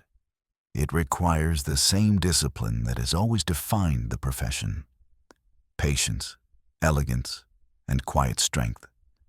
If these qualities endure, so too will the geisha. In the end, the question is less whether geisha will survive, and more how they will transform. They may no longer be the central figures of Japan's nightlife, but they will remain symbols of refinement, guardians of impermanence, and artists of presence. Their numbers may be few, but their significance will be great. And for as long as one can glimpse a maiko walking through Gion at dusk, the floating world will continue, shimmering into the future. The geisha have always been more than entertainers. Their world of music, dance, and conversation was visible, but beneath it lay deeper currents of meaning. To the Japanese imagination, geisha came to symbolize impermanence, refinement, and the pursuit of beauty as a way of life. Their presence was as much philosophy as performance, a reminder that art is not confined to stage or canvas, but can infuse every gesture, every breath. One of the central symbols embodied by geisha is the philosophy of impermanence, mujo. Japanese aesthetics have long celebrated the fleeting, the cherry blossom that blooms and falls within days, the evening light that fades into shadow, the moment of silence between notes of music. Geisha embody this philosophy in their very existence. Each ozashiki banquet is unrepeatable. The combination of guests, music, and conversation will never occur again. Their dances, though meticulously rehearsed, are ephemeral, dissolving the instant the fan closes or the shamisen string falls silent. To witness a geisha is to experience beauty that cannot be preserved, only remembered. Geisha also represent the ideal of refinement, miyabi. This is not simply elegance of clothing or movement, but a way of stripping away the coarse and cultivating the subtle. In conversation, refinement means wit without cruelty, charm without vulgarity. In gesture, it means grace without excess, beauty without ostentation. Geisha embodied this ideal not only for themselves, but for their patrons. who sought in their company an escape from the roughness of daily life. By entering the floating world, guests stepped into a realm where refinement prevailed, where everything, even laughter and silence, was shaped into art. Another layer of symbolism lies in the geisha's role as mediators between tradition and change.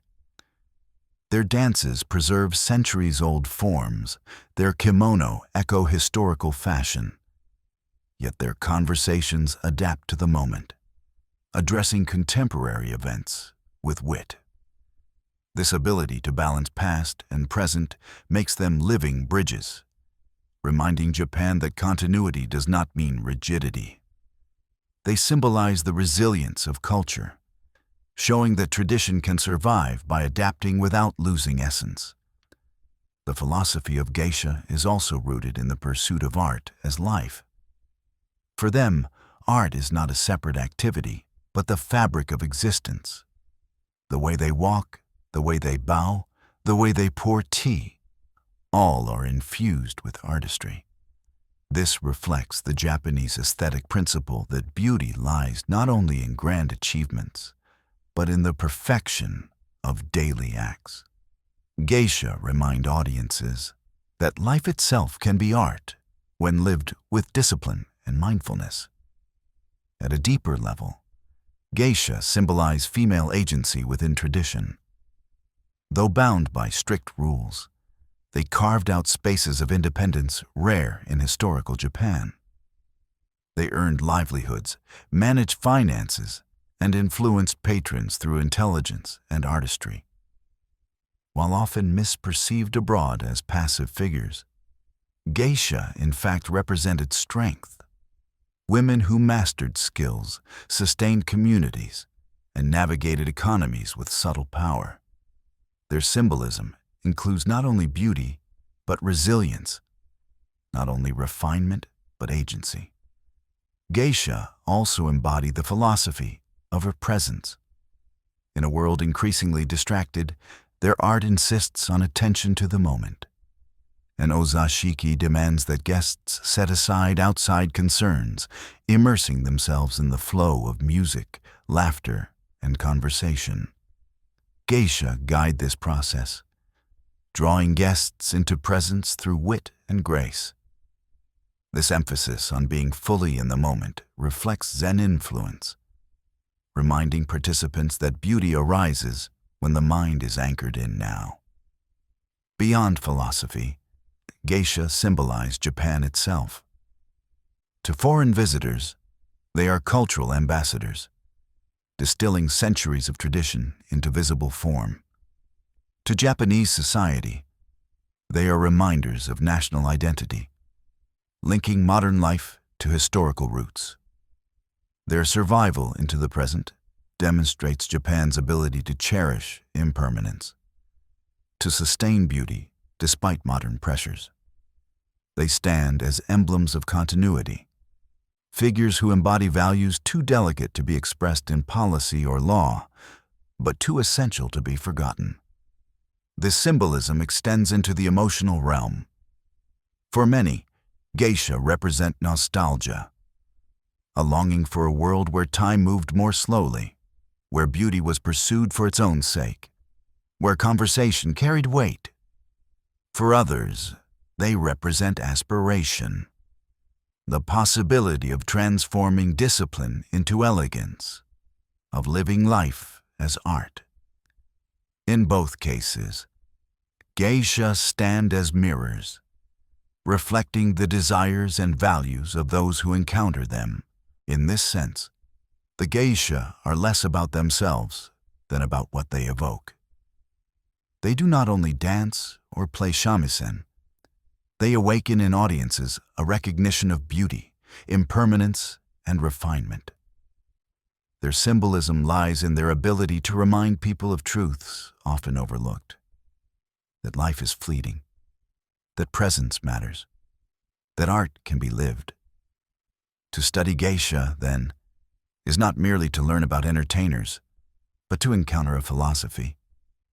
They symbolize impermanence without despair, refinement without arrogance, presence without distraction. They remind us that beauty lies not in permanence, but in fleeting moments embraced fully. Their existence continues not because society requires entertainers, but because it longs for meaning, and geisha embody meaning through art. The symbolism of the geisha extends beyond their immediate presence in tea houses and banquets. Over centuries, they have seeped into Japanese art, literature, and imagination, becoming figures that represent ideals larger than themselves. In paintings, poems, and plays, the geisha is not merely an individual, but an archetype, a symbol of elegance, impermanence, and the delicate tension between duty and desire. In literature, geisha often appear as embodiments of fleeting beauty. Poets compared them to cherry blossoms, whose petals fall even as they reach full bloom.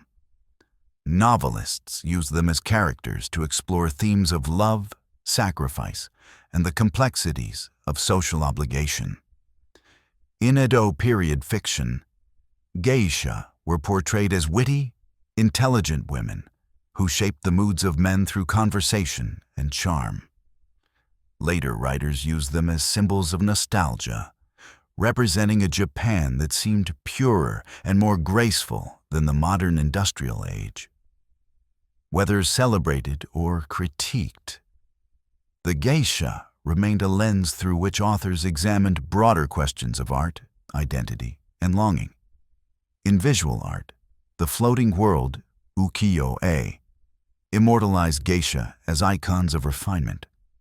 Woodblock prints by artists such as Utamaro depicted them in elaborate kimono, their faces serene, their gestures poised.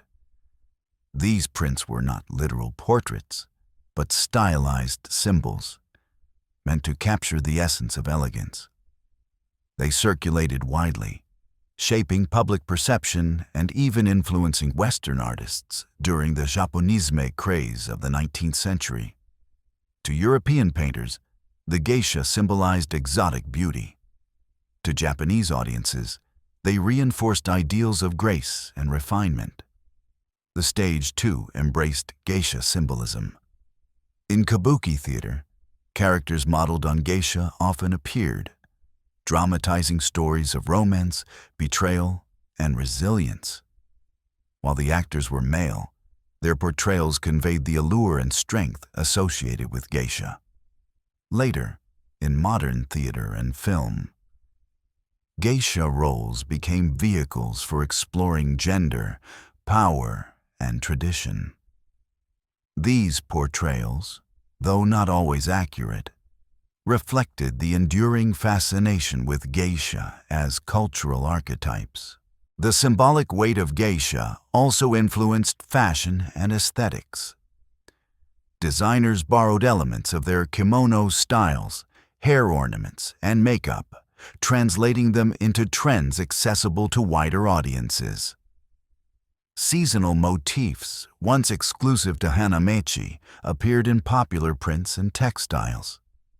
In this sense, geisha shaped not only high culture, but everyday aesthetics, their symbolism filtering into the lives of ordinary people. Beyond art, geisha came to symbolize resilience amid impermanence. During times of upheaval, wars, economic downturns, modernization, geisha were seen as reminders of continuity. Their dances linked generations, their conversations preserved etiquette. Their presence reassured that tradition could survive change. For many Japanese, they became living metaphors for the balance between fragility and endurance, embodying the ability to adapt while remaining true to essence. This symbolism was not always romantic. Critics sometimes used geisha as metaphors for indulgence, distraction, or the dangers of excess. Reformers in the Meiji era viewed them as relics that hindered progress, while moralists warned of their association with pleasure districts. Yet even in critique, Geisha remained symbolic, representing the tensions between modernity and tradition, discipline and indulgence. Their presence in debate showed how deeply they had entered the cultural imagination. Internationally, geisha became symbols of Japan itself. Western travelers wrote of them with fascination, often blurring reality with fantasy. Artists and writers abroad treated geisha as emblems of exotic mystery, fueling both admiration and misconception. Their image was used in advertisements, postcards, and performances, shaping how Japan was perceived globally. Even when distorted, the symbolism of geisha carried weight, influencing international views of Japanese femininity, refinement, and culture. The endurance of these symbols speaks to the depth of the geisha's role. They are not only women in kimono, but metaphors for impermanence, grace, and adaptation. In poetry, they are blossoms. In art, they are archetypes.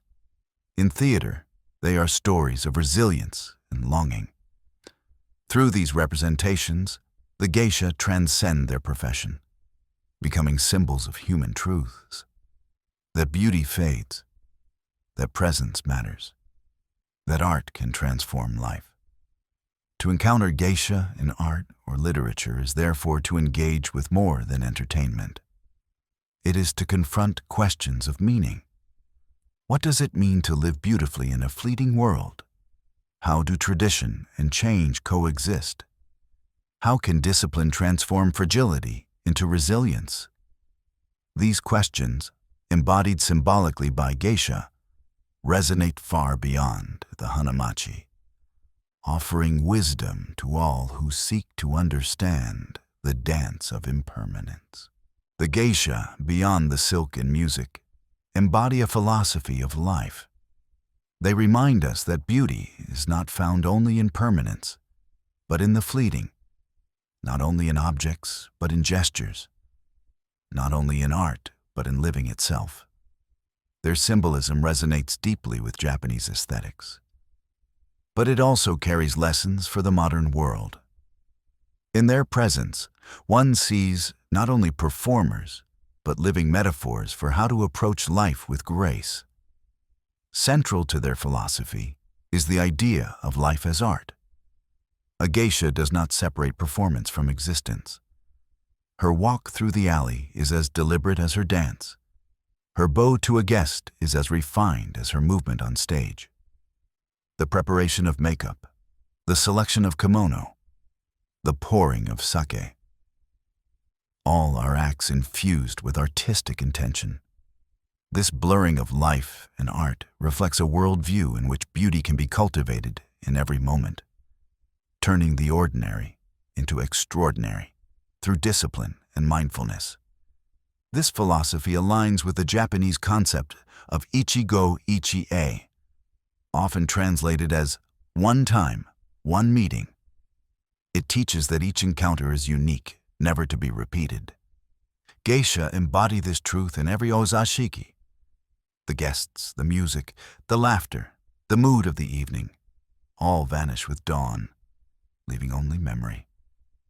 By making each moment beautiful, they remind us to cherish the present, to live fully in the impermanence of now. Another layer of symbolism lies in their embodiment of presence. In an age dominated by distraction, the geisha insists on attention. She listens fully, speaks with wit, and guides the flow of conversation so that guests feel immersed. Her art requires concentration, not only from herself, but from those around her.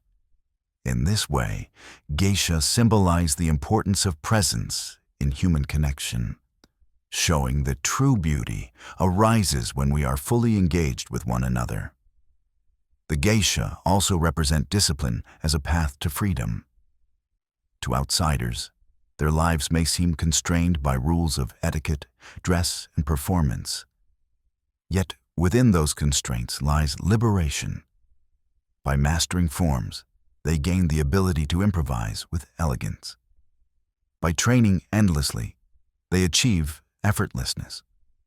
Their philosophy teaches that freedom is not the absence of discipline, but its culmination. In this, geisha symbolize a paradox at the heart of artistry. Structure creates spontaneity. Limits give rise to expression. In a broader sense, geisha stand as symbols of balance between tradition and adaptation. Their survival across centuries reflects an ability to change without losing essence. They preserve dances and customs while adjusting to modern clients, shifting economies, and global attention. This balance offers a lesson for societies everywhere. Tradition need not resist change. It can endure by flowing with it. Geisha thus symbolize resilience through adaptation, continuity without rigidity. Emotionally, they carry the symbolism of ephemeral beauty. Like cherry blossoms, their art dazzles precisely because it does not last. A dance vanishes as it is performed. A song fades as soon as the shamisen string is plucked. This impermanence deepens appreciation, teaching that beauty is precious because it is fleeting. Geisha remind us to embrace transience, to see fragility not as weakness, but as essence. In a world that often seeks permanence, their philosophy offers wisdom. Life's value lies in its passing nature. Geisha also embody feminine strength expressed through subtlety. Their power does not come from force, but from presence, influence, and mastery of art. They command respect, not by dominance, but by refinement, shaping moods, guiding conversations, and preserving dignity. In this way, they symbolize a form of strength often overlooked in modern narratives. Quiet, resilient, graceful, yet unyielding. Their existence challenges stereotypes, reminding us that strength wears many forms. For the modern world, the symbolism of geisha carries urgent relevance. In societies consumed by speed, consumption, and distraction, they offer a model of slowness, simplicity, and attention.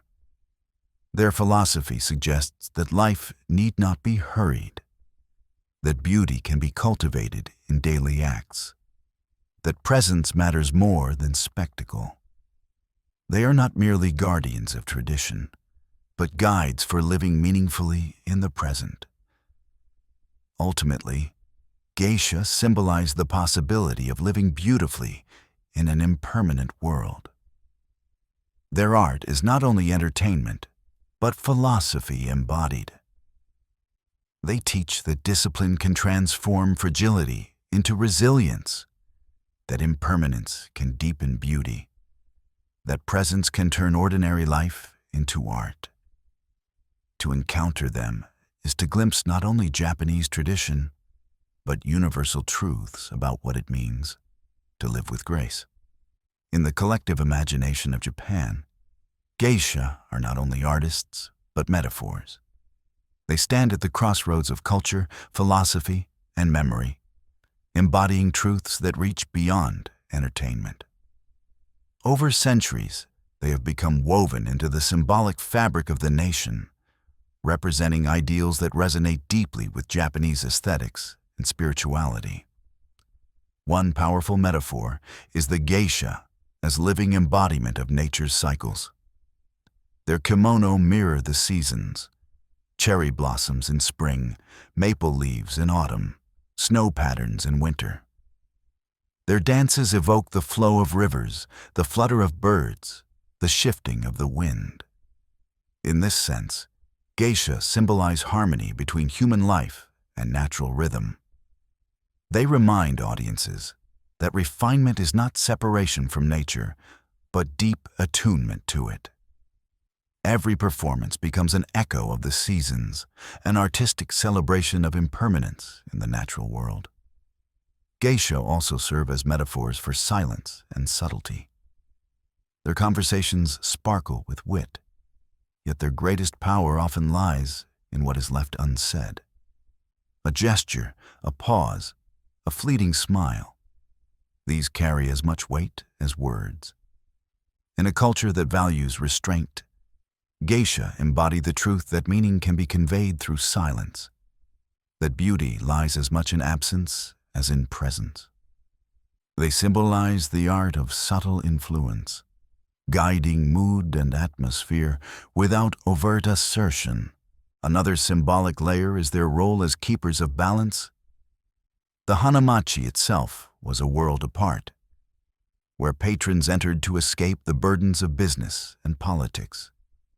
Within this space, geisha balanced seriousness with play, formality with laughter, tradition with spontaneity. Their presence symbolized harmony, creating environments where tensions dissolved. In this way, geisha became metaphors for balance itself, representing the possibility of unity between opposites. Philosophically, they reflect the concept of wabi-sabi, the beauty of imperfection and impermanence. A geisha's life is fleeting, her career limited by time, her art vanishing as it is performed. Yet within that fragility lies depth. Audiences value geisha precisely because they are rare, their beauty heightened by its transience. In embodying wabi-sabi, geisha symbolize acceptance of life's imperfection, teaching that true elegance comes not from permanence, but from graceful passing. On a spiritual level, geisha also symbolize discipline as devotion. Their training is not only technical, but almost religious in its rigor. Hours of dance practice, endless repetition of shamisen notes, careful perfection of bowing, these rituals echo monastic dedication. While not religious in institution, geisha embody a spiritual truth. That devotion to form can itself become a path to transcendence. They symbolize the sacred potential of discipline, where human effort becomes a vessel for timeless beauty. Culturally, geisha function as mirrors of society's ideals. Patrons sought in their company not only entertainment, but affirmation of refinement. To sit with geisha was to feel oneself elevated, polished, drawn closer to cultural ideals. In this sense, geisha symbolized aspiration, the possibility of rising above the mundane into the realm of elegance. Even for those who never attended an ozashiki, the image of geisha shaped imagination, reminding society of the values it cherished. The metaphor extends even further, into nostalgia and memory. In modern Japan, where skyscrapers rise and neon lights dominate, geisha evoke a world of lanterns, tatami, and shamisen. They symbolize continuity with the past, the preservation of a Japan that might otherwise be lost. For many Japanese, simply seeing a maiko in Kyoto is enough to awaken a sense of belonging, a reminder that tradition endures. This nostalgic symbolism sustains not only tourism, but cultural pride. At the same time, geisha symbolize female resilience within constraint. Their world is tightly bound by rules, yet within those rules they exercise intelligence, artistry, and independence. They remind us that strength does not always appear as rebellion. It can also appear as mastery within structure. This symbolism speaks beyond gender, offering lessons about resilience, adaptation, and the quiet power of discipline. Ultimately, the geisha are metaphors for life itself. Fleeting, disciplined, fragile, yet capable of extraordinary beauty. Their performances remind us that existence is not measured only by achievement, but by presence. That the value of life lies not in its permanence, but in the grace with which it is lived. In embodying this philosophy, geisha transcend entertainment to become symbols of wisdom.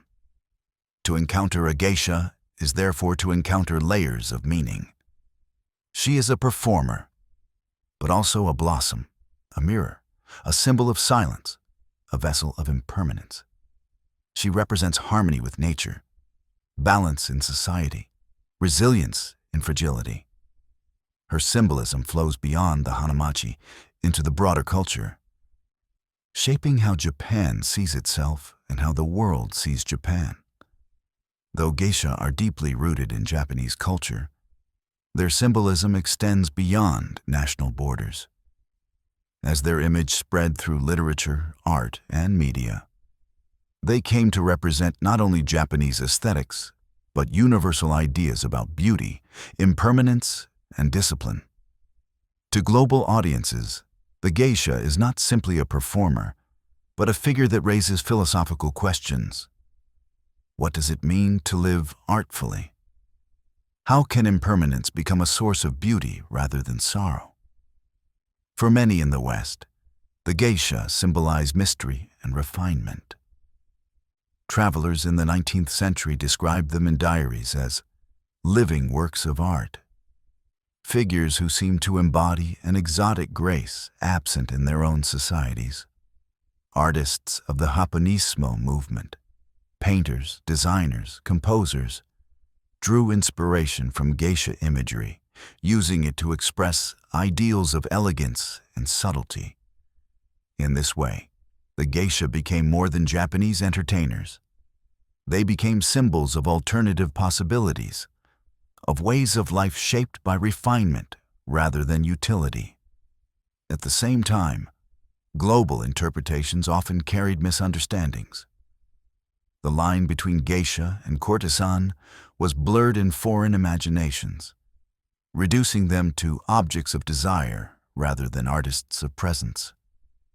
Yet even in misrepresentation, their symbolism endured. They remained associated with the philosophy that beauty can be cultivated, that art can infuse daily acts.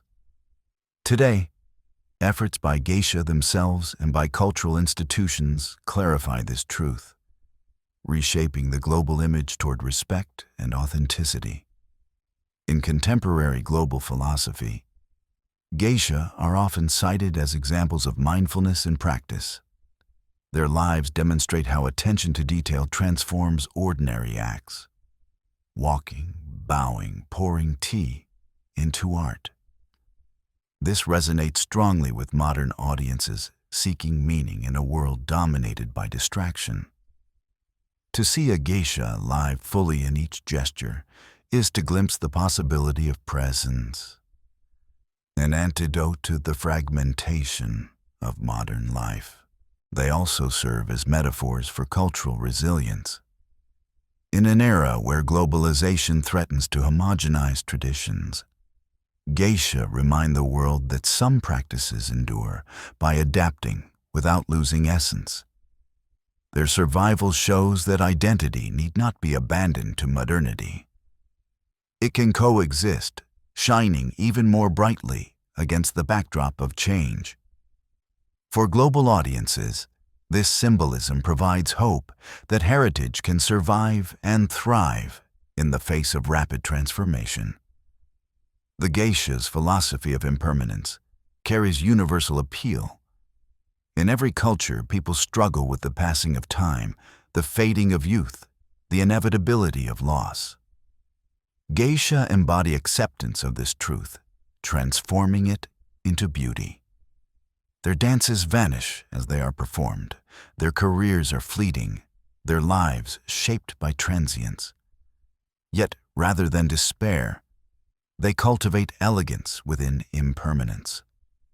To the world, they symbolize a way of embracing life's fragility with grace. Beyond philosophy, geisha inspire artistic imagination worldwide. Novelists, filmmakers, and photographers use their image to explore themes of femininity, identity, and cultural tension. Even when these portrayals stray from accuracy, they reveal the geisha's symbolic power. She has become a canvas onto which societies project questions about art, gender, and tradition. In this way, the geisha transcends her origins, becoming a figure of global myth as well as local reality. For women around the world, geisha can symbolize agency within tradition. They are women who, within structures of discipline and constraint, carved out independence, earned livelihoods, and commanded respect. While not feminist in the modern sense, their lives challenge assumptions about passivity. They demonstrate that strength can take subtle forms in wit, resilience, artistry, and presence. This symbolism resonates across cultures, offering alternative visions of empowerment. At the same time, geisha remind global audiences of the importance of cultural humility. To approach them with stereotypes or assumptions is to miss their essence. Their symbolism teaches that true understanding requires patience, attention, and respect. Values needed not only in appreciating geisha, but in all intercultural encounters. In this sense, they are teachers as well as performers, guiding audiences toward deeper awareness. Ultimately, the global symbolism of geisha lies in their ability to embody universal truths through particular tradition. They are rooted in Japan, yet they speak to questions shared by all humanity. How do we live beautifully in a fleeting world? How do we balance discipline and freedom? How do we preserve identity in the face of change? In their presence, whether in Kyoto's lantern-lit alleys or on a distant stage abroad, we encounter answers not in words, but in gestures, silence, and fleeting beauty. For the modern world, geisha represent not only a cultural treasure, but a philosophical possibility. They remind us that life can be lived artfully, that impermanence can be embraced, that refinement can transform existence. Their symbolism continues to evolve, but its essence remains. The geisha is not entertainment alone, but a guide to living with elegance in a transient world. To trace the symbolism of geisha across history, art, and philosophy is to see how they evolved from performers into living metaphors. Their dances, music, and conversations were real, fleeting acts. Yet over time, they came to represent values far beyond the tatami rooms where they unfolded. Today, the geisha stand not only as guardians of tradition, but as symbols of impermanence, refinement, resilience, and presence, ideals that resonate across cultures and eras. Within Japan, geisha symbolize the philosophy of impermanence. Their art is cherished because it does not last. Each evening is unique. Each performance vanishes at dawn. They embody the truth that beauty lies in transience, echoing the cherry blossom whose petals fall at the height of bloom. This symbolism, rooted in Japanese aesthetics, teaches audiences to embrace fragility as essence rather than flaw. They also represent refinement as aspiration. The Hanamachi was a world where wit was sharpened, gestures perfected, and conversation elevated to art. Patrons entered not merely to be entertained, but to be refined, to feel themselves drawn closer to ideals of elegance. Geisha thus became mirrors of cultural aspiration, symbols of what society valued in its highest form: grace, intelligence, and presence. In literature and art, geisha transcended their profession to become archetypes. Poets likened them to blossoms, painters captured their elegance in ukiyo prints, dramatists used them as vehicles for stories of longing and resilience. Each portrayal added layers of symbolism until the geisha became less an individual and more an idea, an emblem of beauty, impermanence, and human complexity. Philosophically, geisha symbolize life as art.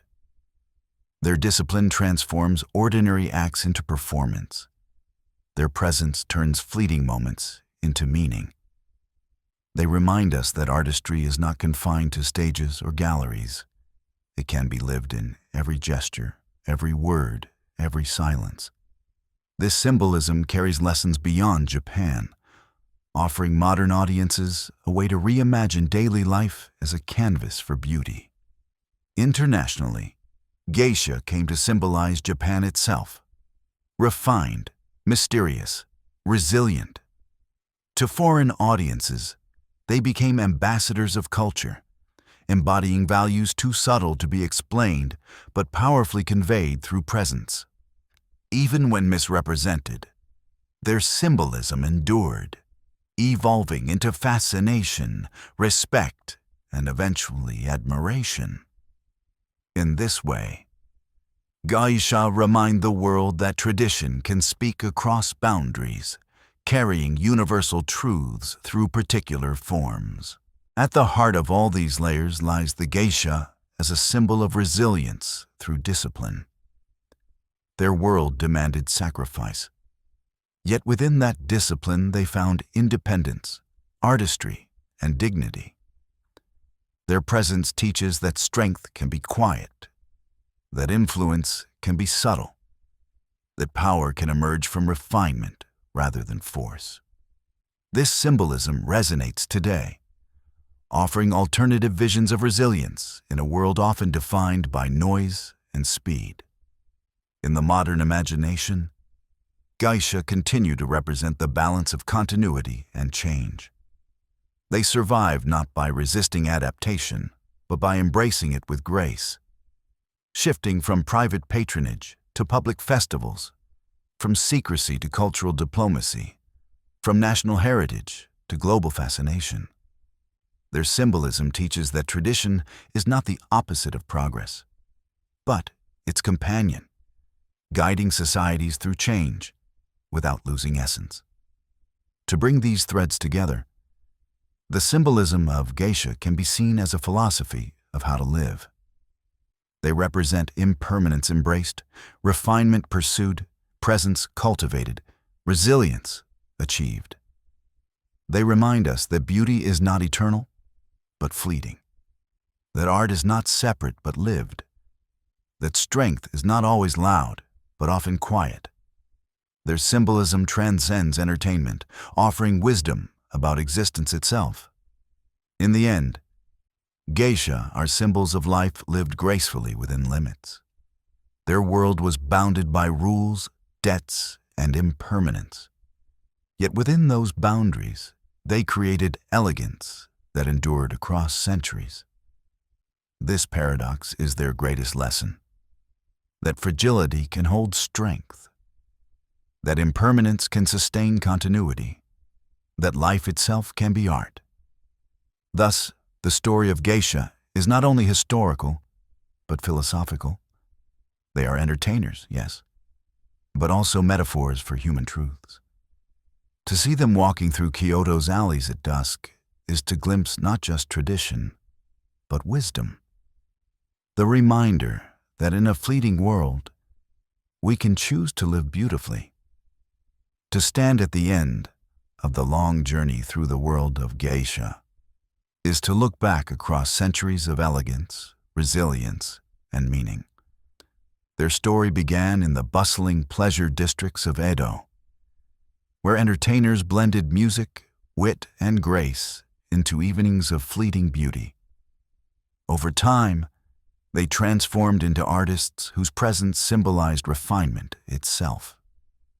Their world was one of impermanence, yet their legacy has endured, shimmering like lantern light across generations. The history of geisha reveals a profound truth. They were never only entertainers. They were cultural anchors, sustaining entire economies of artisans, tea houses, and apprentices. They were guardians of traditions, preserving dances, songs, and customs that might otherwise have vanished. They were symbols of resilience, surviving wars, modernization, and globalization. Their existence proves that fragility, when carried with discipline, can become strength. Philosophically, geisha embody the Japanese aesthetic of impermanence. Each performance was ephemeral, each evening unique, each career fleeting. Yet within this impermanence lay depth, beauty made precious by its transience. This philosophy, lived daily by Geisha, resonates universally. It teaches that life's value lies not in permanence, but in presence, not in accumulation, but in the grace of passing moments. They also symbolize refinement as a way of life. In the ozashiki, conversation became art, silence became meaning, gestures became poetry. Patrons sought not only diversion, but transformation, stepping into a world where everything was elevated. The geisha reminded them, and remind us still, that refinement is not luxury, but discipline, the deliberate shaping of life into beauty. Economically, geisha shaped entire communities. Money flowed from patrons to ukiyo, from ukiyo to artisans, sustaining kimono makers, musicians, hairdressers, and merchants. Their presence made hanamachi engines of prosperity, their elegance intertwined with livelihoods. Even today, tourism and cultural institutions continue to benefit from their survival. This economic legacy shows that art is not separate from society, but woven into its fabric, sustaining and being sustained in return. On a symbolic level, geisha became mirrors of Japan itself. To Japanese society, they represented continuity amid change. To the world, they embodied refinement, mystery, and resilience. Their survival into modern times demonstrates that tradition can adapt, that identity can endure without becoming static. They remind us that the past is not lost, but living, carried forward in gestures, songs, and presences that still breathe. For modern audiences, geisha offer more than nostalgia. They provide lessons for life today, to live with presence in a distracted world, to embrace impermanence in an age that seeks permanence, to cultivate refinement in a culture that often prizes speed over depth. Their philosophy carries relevance beyond the hanamachi, offering guidance for anyone seeking meaning in the rush of the modern age. Their legacy also includes female resilience and agency. Within historical constraints, geisha carved out independence, earning livelihoods, managing finances, and shaping influence through artistry. They demonstrated that strength can be subtle, that power can reside in grace, that women could shape their own destinies even within tradition. Their story continues to inspire, offering alternative visions of empowerment rooted in discipline and intelligence. As we conclude, the geisha remain paradoxes, fragile yet strong, traditional yet adaptive, visible yet mysterious. They are entertainers, but also philosophers, artists, but also symbols, individuals, but also archetypes.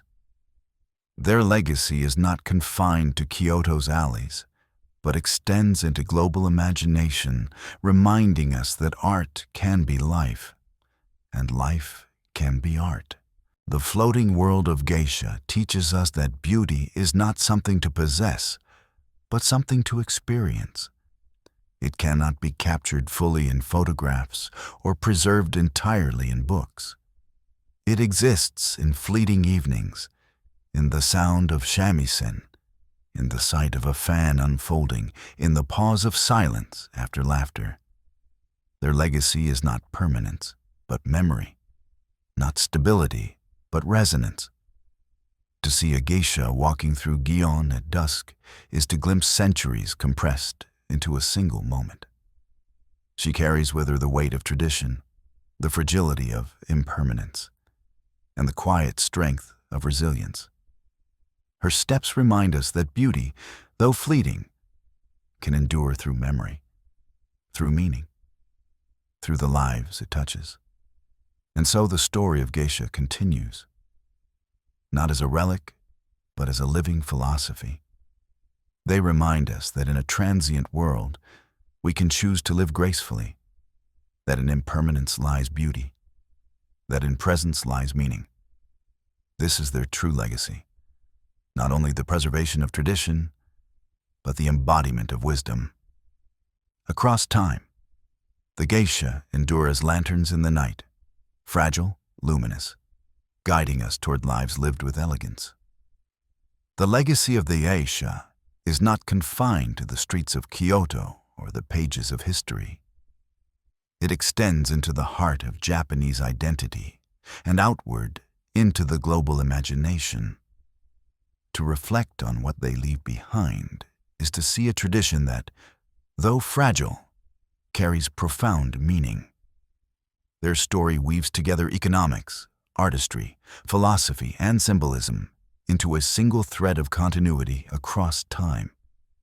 Economically, geisha once sustained entire ecosystems.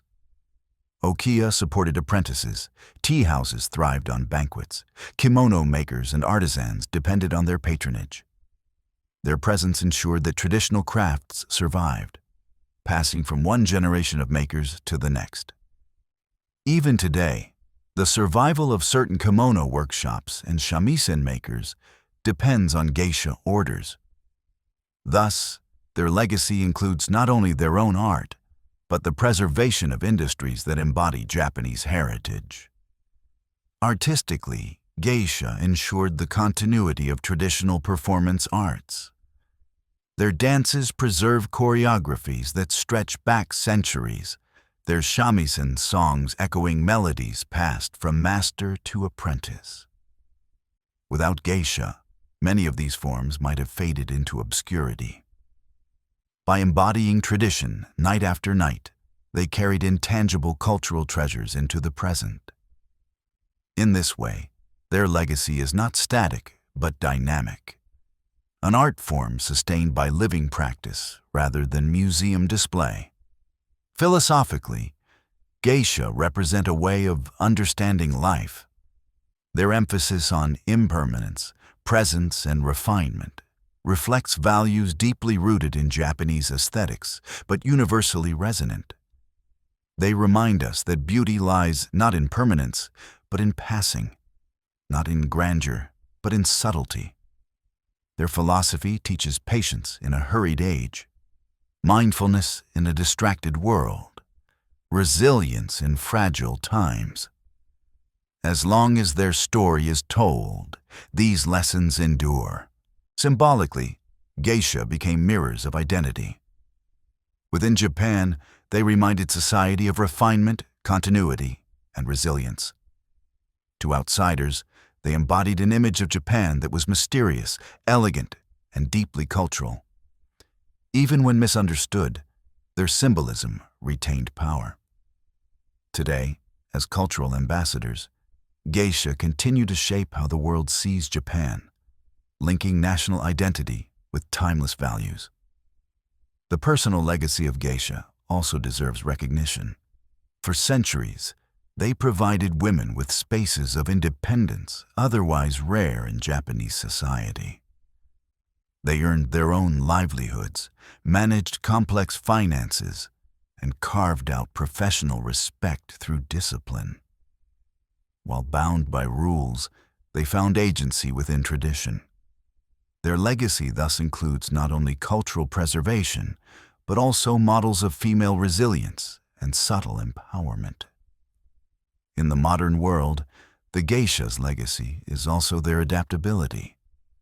They survived transitions from aristocratic patronage to corporate sponsorship, from secrecy to tourism, from private gatherings to public performances. Each change reshaped their world, yet the essence remained: refinement, artistry, presence. Their adaptability demonstrates that tradition is not fragile when carried with discipline. It can bend without breaking, transform without dissolving.